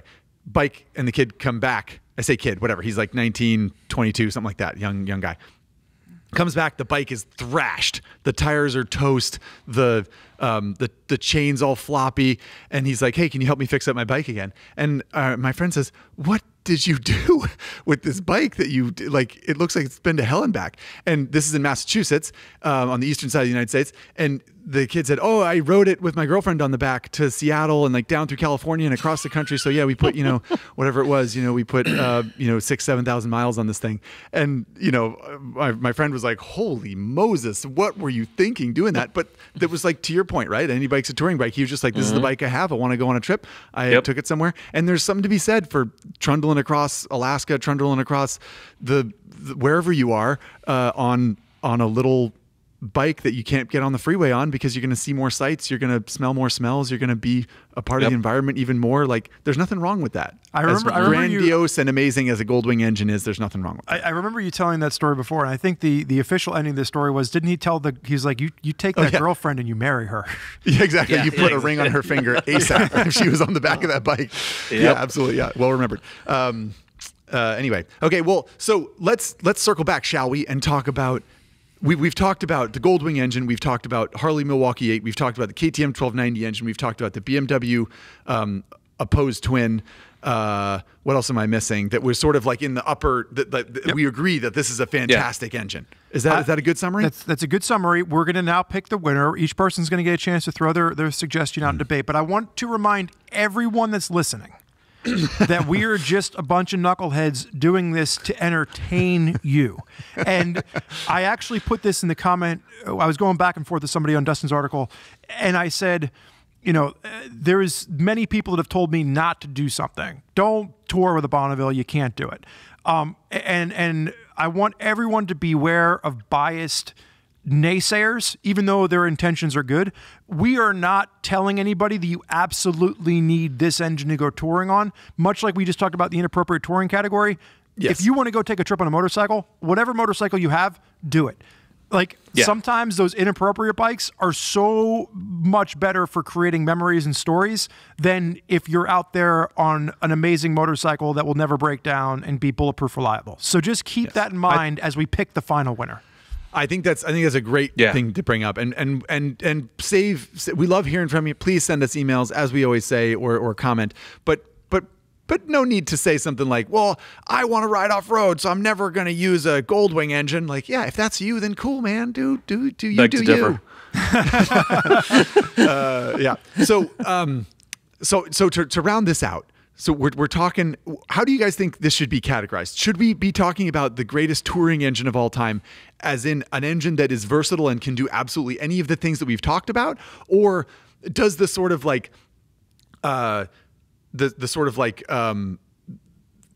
style of touring that we talked about first, the Grand America touring, the touring across long straight roads across the desert or across the prairie or through the mountains, we got to pick one. We have to take all the considerations. And I know we're going to pick one. What I'm saying is, does that one stand out to you as the most important version of touring, because that feels like the purest form of touring? It's not like adventure this or sport that. It's like touring, period. No, what's the one engine that we think could rule all the touring categories the best? It might not be the best for an individual category, but in its cumulative total, it can do all the things that we talked about: touring for 800 miles on a freeway, touring on a windy mountain road, touring where there might be a patch of dirt thrown into the mix. Not anything crazy off-road, but a patch of dirt. Okay. And then also maybe there's some room in there for some inappropriate fun whilst on that engine as well. Patrick Garvin, I think, has to go first, though. I think you're right. And just one more quick caveat. This is the engine, not necessarily the motorcycle. Exactly. That it lives within. Or motorcycles that it lives within, but the engine itself. I think that's a good point, in the fact that, like, picture taking this engine that you're going to decide and putting it in whatever bike. And sticking it in any chassis out there and see which one you think would be the best. That's exactly how I was thinking about this. So I didn't have a winner picked coming into this because I didn't know what you guys were going to say. But as we were having the conversation, I started thinking, if I was going to build a touring bike, one that doesn't exist, and I had to take an engine and build the bike around this engine, which one would I pick? So that's exactly how I'm coming at this. Okay. So if I just build this bike from the ground up and I have to stick an engine in it, it's going to be the 1290 KTM engine. Wow. Interesting. Yeah. Okay. It's already inadvertently crossed two categories, and I'm not sure any of the other engines have done that. So it's already kind of crossed from sport. I think, Zach, did you pick that for sport touring? I did. It was and so we had I picked that for adventure touring, so it already was the pick in 2 out of the 3 categories. So for one of us anyway. Yeah, for one of us. Yeah. Okay, well I like that. That's a good place to start. The Spurgeon is scratching his chin. The gears are spinning. There's going to be smoke. There would be smoke coming out of his ears if he wasn't wearing headphones. What are you thinking, Spurge? I'm thinking that Spurgeon Dunbar. Zach, why don't you do the voice for me? Spurgeon Dunbar. Yeah, that guy. Greatest touring engine of all time. That guy would agree with Patrick personally. If I was going to go out and buy, if I had to pick the engine out of all the ones that we've talked about today, I would pick the 1290 engine personally. However, I think the better engine to exemplify all the characteristics that people would love out there is going to be the GS 1250 engine from BMW. Because the GS 1250 engine, I think, is going to have more akin to what a Harley Davidson owner would find appealing if we were to stick it in a Road King chassis. And I think that it can still sport tour the way we've seen with an R1200S, which is a bike that I should have mentioned and I failed to, so shame on me. Too many bikes, too little time. I think we could put it in an adventure bike, and we all know how that's going to turn out. We could put it in an old R/7 chassis and do inappropriate things with it. I think that when I think about taking a Milwaukee 8 engine and putting that on a sport touring bike or putting that on an adventure bike, it's the weight, the balance, it's all going to be off. Same thing with some of these other things. I think that the BMW engine gets it. Wait, say that again. Do you think if you took the KTM engine and you put it in a Harley Road Glide? If I took the Harley Davidson Milwaukee 8 engine and put that in an adventure chassis or put that in a sport bike chassis, I don't think it would work as well as putting the BMW R1250 engine in a Road King chassis or a Challenger chassis. But what do you say to that, Patrick, for the 1290 engine? Because I think I'm thinking about a Harley Road Glide or an Indian Challenger with a 1290 KTM engine. It'd be really good. Sign me up. Sign me up. Time out. It would be rad. But we're all thinking about this as guys that love horsepower.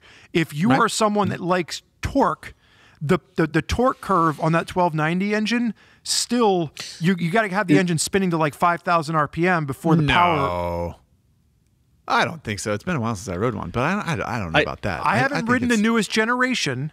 But when I'm thinking about my 1090, when I'm thinking about the 1290 that I rode, you're above 4,500 RPM before the power starts to come on.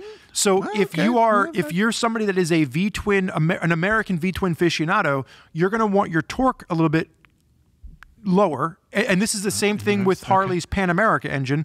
The torque hits much higher. Much higher, certainly. So I think that's where I think the GS is going to have more of that character that someone that's currently on a Harley Davidson or an Indian is going to appreciate. What do you think about that, Patrick? Do you think shaft drive for some people is a turnoff? We're not talking about shaft drives. I'm talking about engines. So get your mind out of the gutter. This is a magic show, Patrick. And in this magic show, we can have belt drives or chain drives. I'm just saying, like, if you were going to put that in a bike, it would have to be shaft driven. Right? Unless you had some goofy 90-degree bevel system. Right. So I'm saying, like, is the shaft drive, to some people, it's a negative, right? Like, I don't think if you ride a BMW, you know it's not an issue. Once you ride one, you're like, oh, it's no big deal. But I think some people, that may be a bit of a turnoff. Yeah, well, I'm not thinking about that. I'm waving a magic wand, and I'm thinking about the fact that, like, because I mean that's a great point in the fact that, like, if you have ever had to replace a clutch on a Boxer twin, especially in some of the earlier gens, like the whole back of the motorcycle has to come off.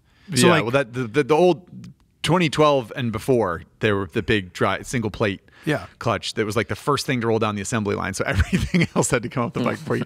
But I think the new ones are they're wet multi-plate. They're more modern. The 2013 I think it's hard to argue with the lineage of the engine. But for me, I mean, the big hammer of the 1290 is.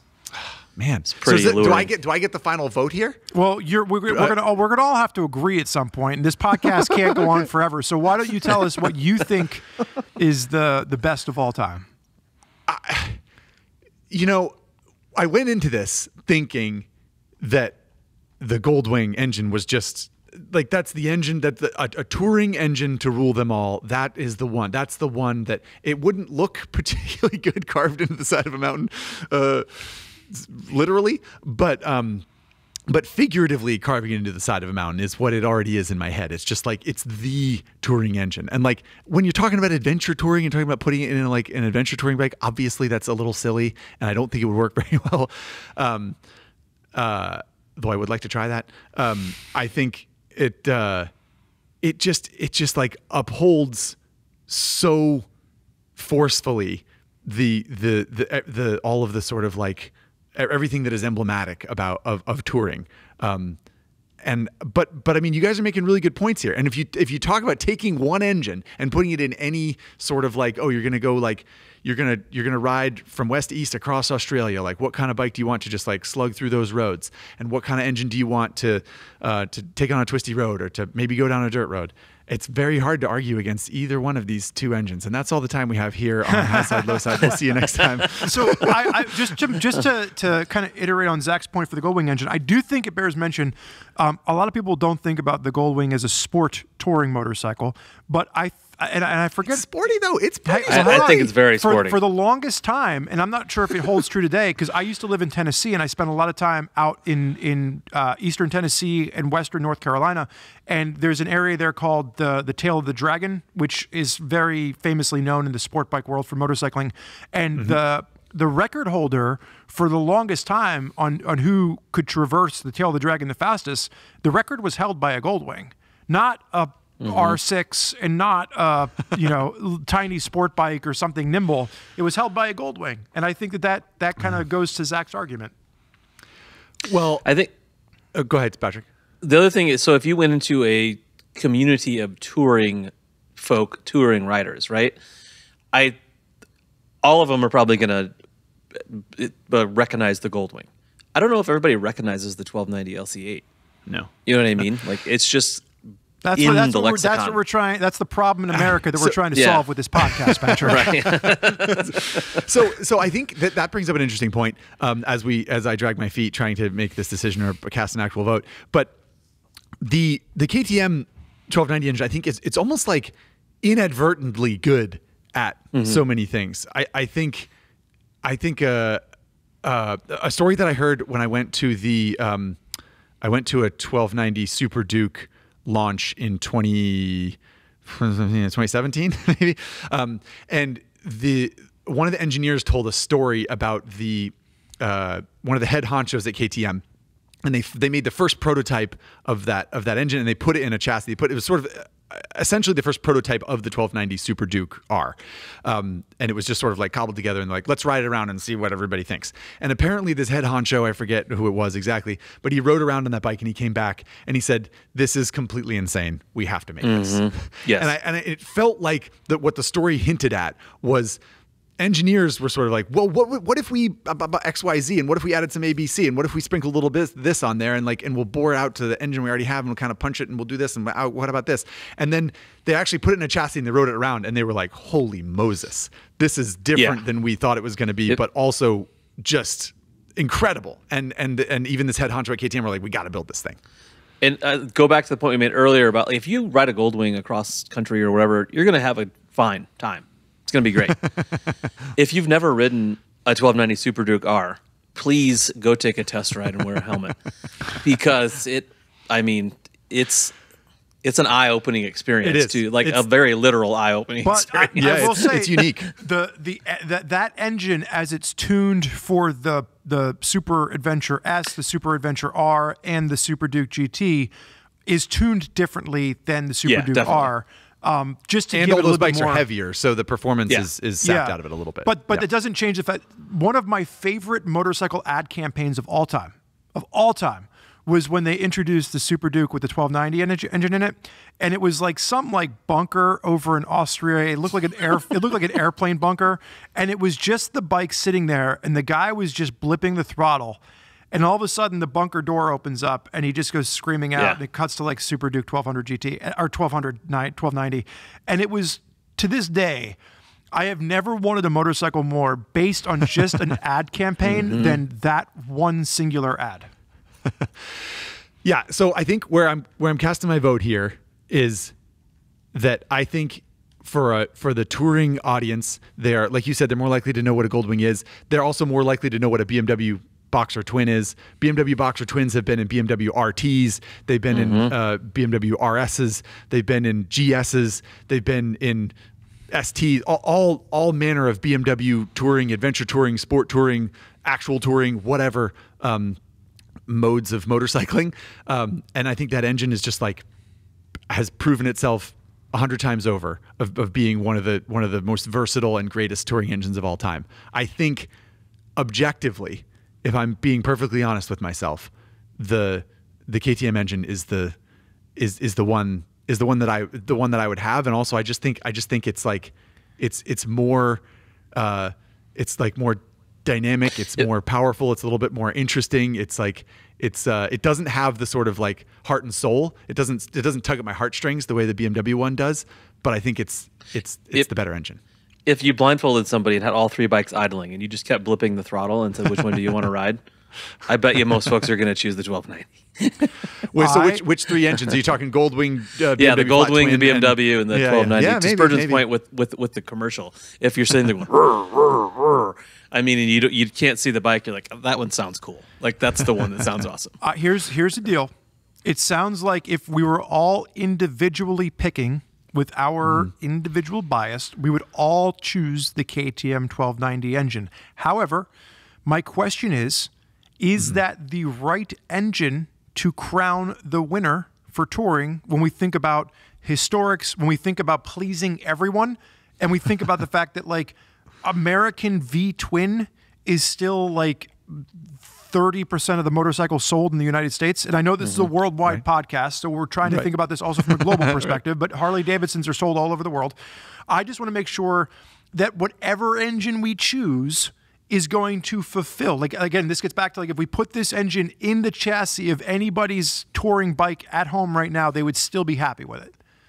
Do we think that the 1290 you're talking about pleasing everybody all the time, Spurgeon? Because there's a famous saying about that. That's where we have to pick the one engine that is going to be the best for touring, for everybody's kind of touring. Do we think that the 1290 engine, if we were to go into somebody's garage that has a Road King or somebody's garage has a Gold Wing and we're going to like magically swap their engines overnight, would they prefer to wake up and find a Boxer engine in their bike, or would they prefer to wake up and find a 1290?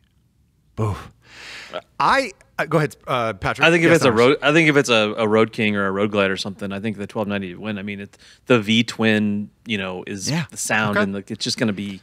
I think they would relate to that more. It's almost the KTM 1290 V twin pick as the greatest touring engine of all time is almost a tip of the cap to American V-twin touring, because it is a V-twin. And granted, it's a 75-degree V-twin, not a 45-degree V-twin or a 60. So like it's different in some ways. But I almost feel like it's a nod in that direction. That it's a nod in the direction of acknowledging that a large displacement V-twin is the quintessential touring engine. I am just trying to play devil's advocate here, because no one in the comments section or emails is going to come after either of you for picking this bike, but like everybody in the comments section will be like, oh, of course Spurgeon picked a KTM. God. So I'm trying to push as hard as I can against it, while ultimately I'm going to agree with you begrudgingly, and I'm going to say that at this point, unless there's any objection, we can say that the KTM 1290 engine. Let's get some confetti or like some sound effects. Yeah. There we go. There it is.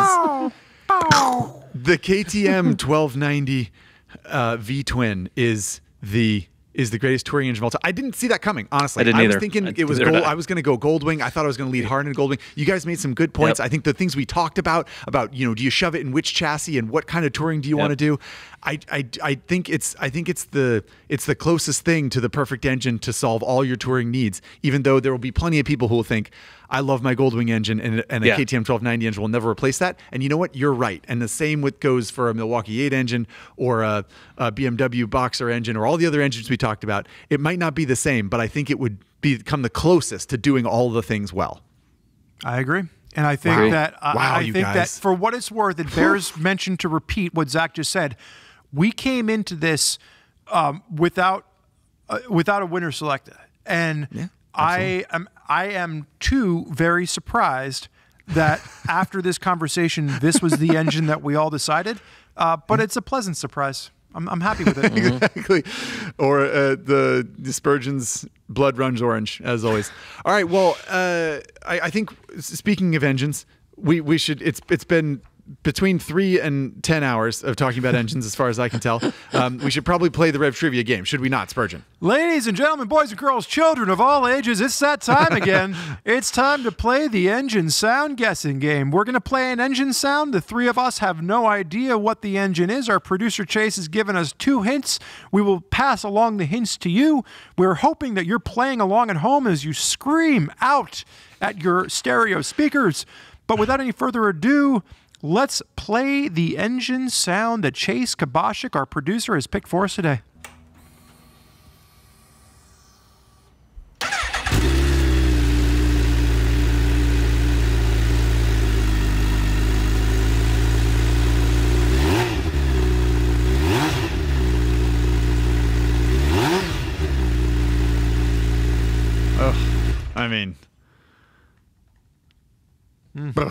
Well, it's not a KTM 1290, I can tell you that much. No, sir. This engine falls into the category of the Patrick Garvin Sport Touring pick. This is a large displacement in line 4. Are we agreed?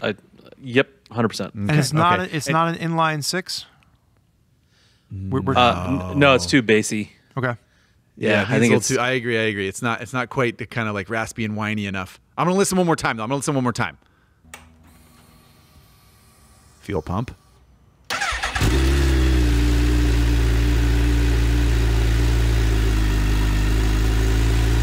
Yeah. Oh, you're getting in my head with that. You're getting in my head with that inline 6 thing, but no, it's a 4. And you got any guesses? Guest honors, Patrick. You got a guess? I think it's Hayabusa. I've heard a lot of them, and I would. You tricked me good if it's not, but I've heard a lot over the years, and I think that's what it is. Yep. Yeah, that was my instinct as well. There's something about the starter engine, the starter motor, the way it turns over. It sounds like Suzuki starter motor to me, and I think the other weird thing. This sounds like totally weird to say, but like when you just rev it a little bit, and the way it stumbles back down. Like at the end of that, when he's like revving it just a little bit, and it's like stumbling, that little kind of like, and when it stumbles back down, that kind of makes me think Busa for some reason. And you're sure it's not a ZX14?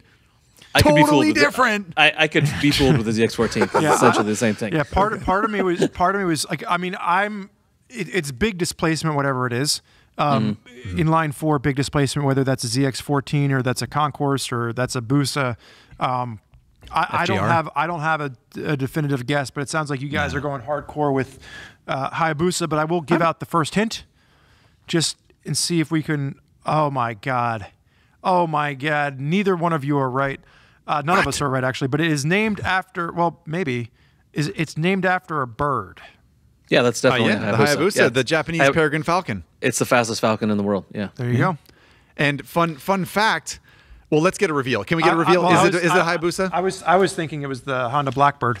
That plays into the story. Can we get a reveal? What is it actually, Spurg? Well, the second hint is Turbo Me Baby. Oh. Nice. And then it is a 2023 Suzuki Hayabusa, chosen and recorded by Ari Henning specifically for Patrick Garvin. Yeah, I see. Speaking my language, he knew Garvin was going to get that Busa tickle there. So this is the very Hayabusa that I rode and reviewed on Common Tread. So a fun fact here, just to end out our time with the RevTrivia engine guessing game. The Hayabusa is named after the Japanese peregrine falcon, fastest bird in the world, as fastest animal in the world, I believe, as Patrick pointed out. They named the Busa because it likes to eat blackbirds. And at the time, the fastest bike on the road was the Honda CBR 1100 XX Blackbird. So they named it. Yeah. Fun fact there. I learned something new today. I didn't know that history about the Busa. Yeah. All right. Well, that's probably just about enough talking about engines for Patrick Garvin. He has proved to be an engine guessing game savant yet again. And as usual, we just so appreciate you taking the time to hang out with us, man. I think it's worth noting to Patrick. Patrick, this is the second time that you've won the engine sound guessing game? Yeah. Yes. Yeah, absolutely. Yeah. All right. Very impressive. That one, I appreciate Arison in that one. That was right up my alley. I mean, that was nice. A heater down the middle. I appreciate that. Right. He grooved one right in the strike zone for you. All right. All right. Well, we need to give away a T-shirt. We need to read some reviews. And Patrick, we want to thank you for our time together today. But for now, we're going to bid you adieu, my friend. I appreciate you guys having me. Really appreciate it. Later, man. Okie dokie, everybody. Patrick Garvin, ladies and gentlemen. That was quite a conversation, Spurg. I honestly didn't see that coming. I know it's kind of sounds like I'm like baiting the audience into like thinking that we didn't have this pre-planned, but we really didn't, and I didn't see that coming. I think it's fair for the audience to know that like we try to put loose outlines and guidelines together for these conversations, but we also want them to flow naturally. So we don't put a lot of work in ahead of time. Exactly. Not because we're lazy, just because we like to have an organic conversation. But if you would have asked me going into the touring episode what engine I would have picked, ultimately, I would have not guessed that we would have all agreed upon so easily a 1290 engine from KTM. But I think, like we said, you could stick it in a lot of these chassis, and I think a lot of people would be happy with it. Yeah. especially the Indian Challenger rider that Patrick Garvin's talking about. Anyway, it's time to give away a t-shirt because we got 2 GD Mini t-shirts around as usual. The way that you win a t-shirt, as a reminder, is you leave a review on Apple Podcasts. We are big fans of flattery and jokes, so please keep them coming. We so appreciate all the people who have submitted reviews and tried to catch our attention. It's been a lot of fun reading through them. The winner this time around goes by the name of Kyle and Elena. Kyle and Elena writes, this past weekend, I think this might be Kyle talking, just for the record. This past weekend, I had to take my son to a soccer game. As we got in the car, the podcast, Highside, Lowside, kicked on. My son asked, is that the 2 brothers? I asked him what he meant, and he replied, the 2 brothers from RevZilla who talk about motorcycles. Kyle goes on to say, I explained that you're not brothers, just coworkers. And he said, oh, well, the way they talk to each other sounds like they're brothers. So for my son and I, thank you to the RevZilla brothers for an informative and entertaining podcast and apparently a glimpse into your family life. And I think that that's in some ways being an only child is very flattering that you think that Spurge and I talk to each other as brothers. I think there's a lot of love in this room. Would you agree, Spurge? I think there's a lot of love. I think sometimes, we're 2 bearded guys in their late 30s, early 40s that, stand about the same. We probably have a similar look, but I think what I like about this is that he was talking about the way that we talk to one another. And this reminds me, there was a comment recently, and I saw your response to it, but there was a comment recently on the Daily Rider you did on my 890 where some guy was like, oh my God, you must really hate Spurgeon. The way that you're just making fun of him over and over again. Exactly. And you were like, well, no, man, like we just tease each other. And like Spurgeon is always ribbing us and we're just ribbing him back. And like, I think it's really funny to me, the amount of people that will comment in about like, oh, like Ari must not like this, or Zach must not like this, or Spurgeon was really being aggressive and mean. And like, I think it speaks probably to the dynamic of how much we actually all get along as friends. Absolutely. Because we do tease each other and rib each other as if we're brothers. So. Yeah. Frankly, any opinion that we get thrown back in our face with any vitriol, we always kind of laugh off for what it's worth. Like, oh, Ari really hates cruisers. Screw that guy. Or Spurgeon must really hate Zach, or Zach must not like Spurgeon, or whatever. Like, we're just talking about motorcycles here, everybody. Yeah, it's all good. But anyway, it's the same way that when you guys are girls out there are joking around with your friends, you're not always super polite and nice to them. Like, there's always one friend that you're teasing over something. So, right. So anyway, again, the winner is Kyle and Elena. Please send your mailing address and preferred T-shirt sizes. Maybe one for your son. Maybe Highside Lowside could sponsor your son's soccer team. And by sponsor, I mean we can send T-shirts so they can all wear Highside Lowside T-shirts. Being a soccer player myself, I can appreciate the nice brand logo on the front there. I think that would be a great look. And they're extremely thick cotton, so the children will sweat profusely if they try to use them as jerseys. Anyway, thank you so much, Kyle and Elena, for submitting that podcast review and for winning a T-shirt. Get in touch with us by all means. So shoot us an email to highsidelowside@RevZilla.com, and like Zach said, Kyle, we will provide you and your family with as many T-shirts as you would like. As many T-shirts as the soccer team needs. My gosh. All right, so let's move on to the Highside Lowside comment of the day. And this question came in from James, who sent us an email, said, painting a motorcycle helmet, ? And he said, hello, mustachioed Highside Lowside hosts. For those of you listening, my mustache is gone. It survived half the season, but now I'm back to a little bit more of a respectable, less mustache look. I gave Google a thorough perusing, but was unable to find a fully satisfactory answer. And after seeing Ari Henning with his helmet custom painted to match the Yoshimura R7, and recently buying and taking to the track a new white, red, and black R7, I want to paint my Bell Race Star. So kind of talking here about the fact that last year, Ari raced Moto America at Laguna Seca on a Yoshimura built R7, and his helmet was painted and customly done from, I believe it was Troy Lee Design. Correct. James goes on and says, will it damage the helmet? Is there anything I should be concerned about? Will tech hate on my drip? Love a modern way of looking at things, James. And James is also a proud member of the Mustachio Club. So James, I will, in your honor, by the next time we get to a Highside Lowside episode, I'll make sure we have a mustache back for you. Nice. So we did reach out to Ari Henning himself. Yes, we have his email address and phone number, believe it or not, and get a little bit of feedback from him. There are a few things to address here, right? So to recap, James asked, will it damage the helmet? Is there anything I should be concerned about?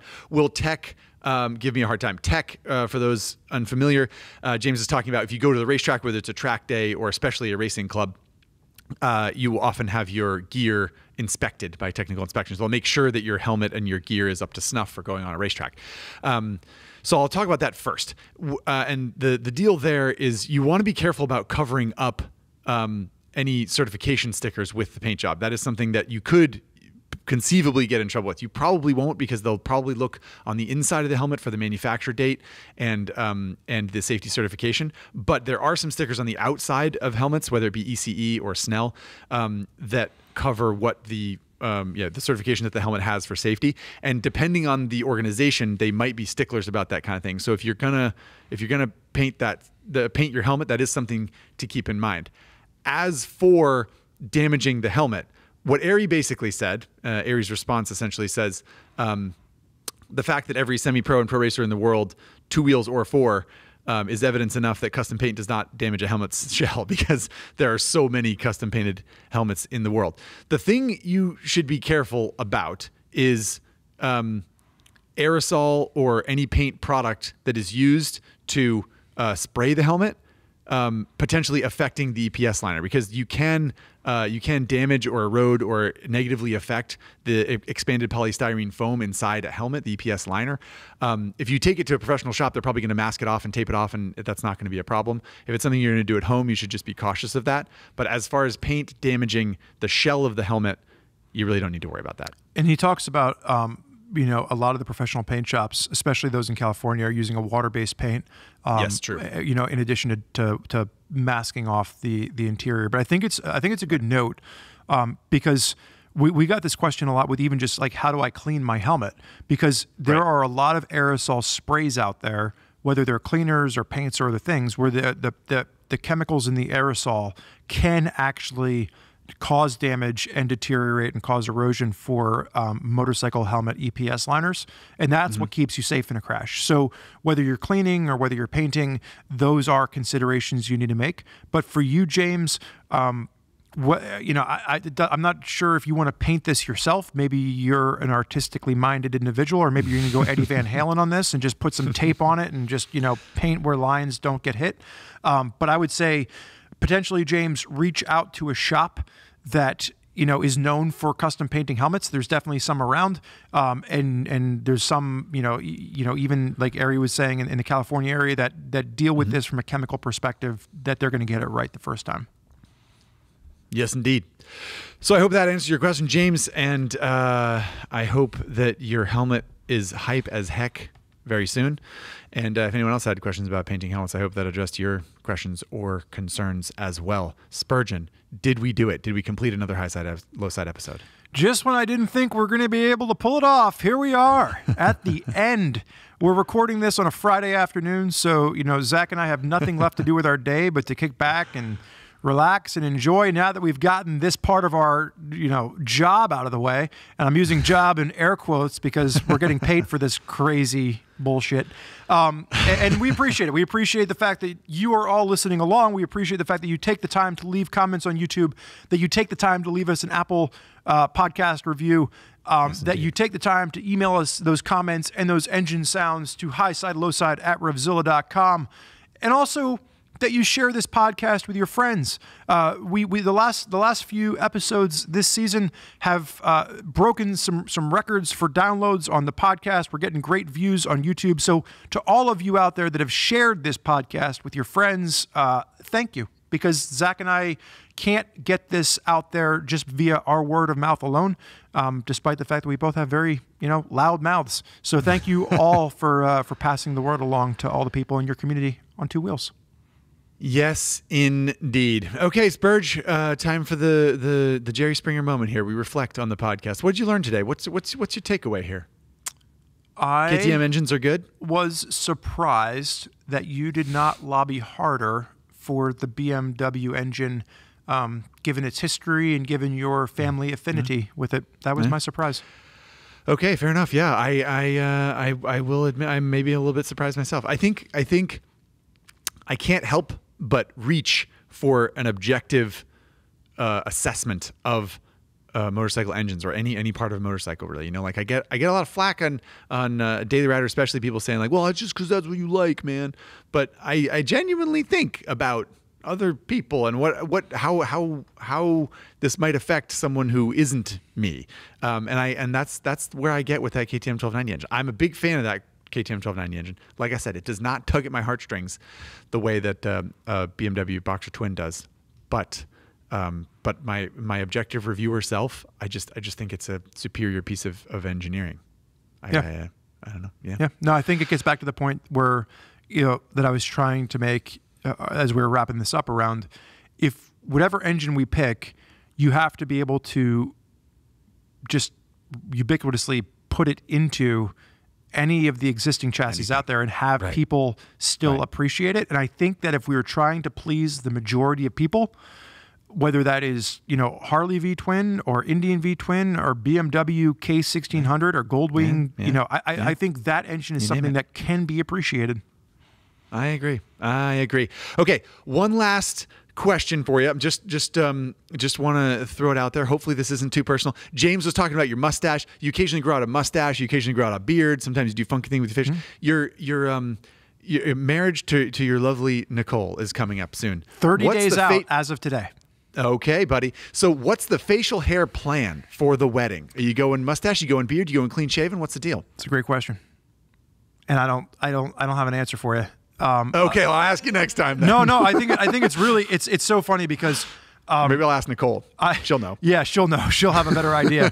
Nice. No, it's interesting. I was actually having this conversation the other day because I walked in and I saw a coworker in the office that I haven't seen in a while, and they were like, "I can't keep up. I have no idea what you're going to look like. Some days it's a beard, some days it's a mustache, some days you look like a pirate."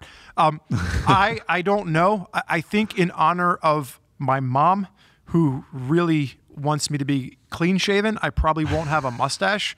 I probably will not be clean shaven, but I probably will not have a mustache just because.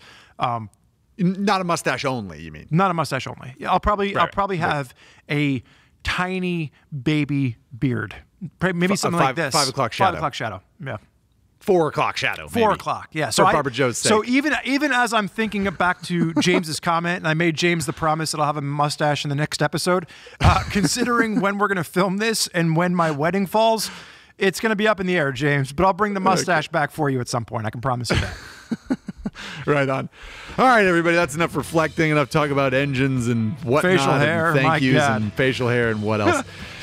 Thanks so much as usual. Like, subscribe, share, all that jazz. Appreciate you hanging out, and we will see you and talk at you next time on Highside, Lowside.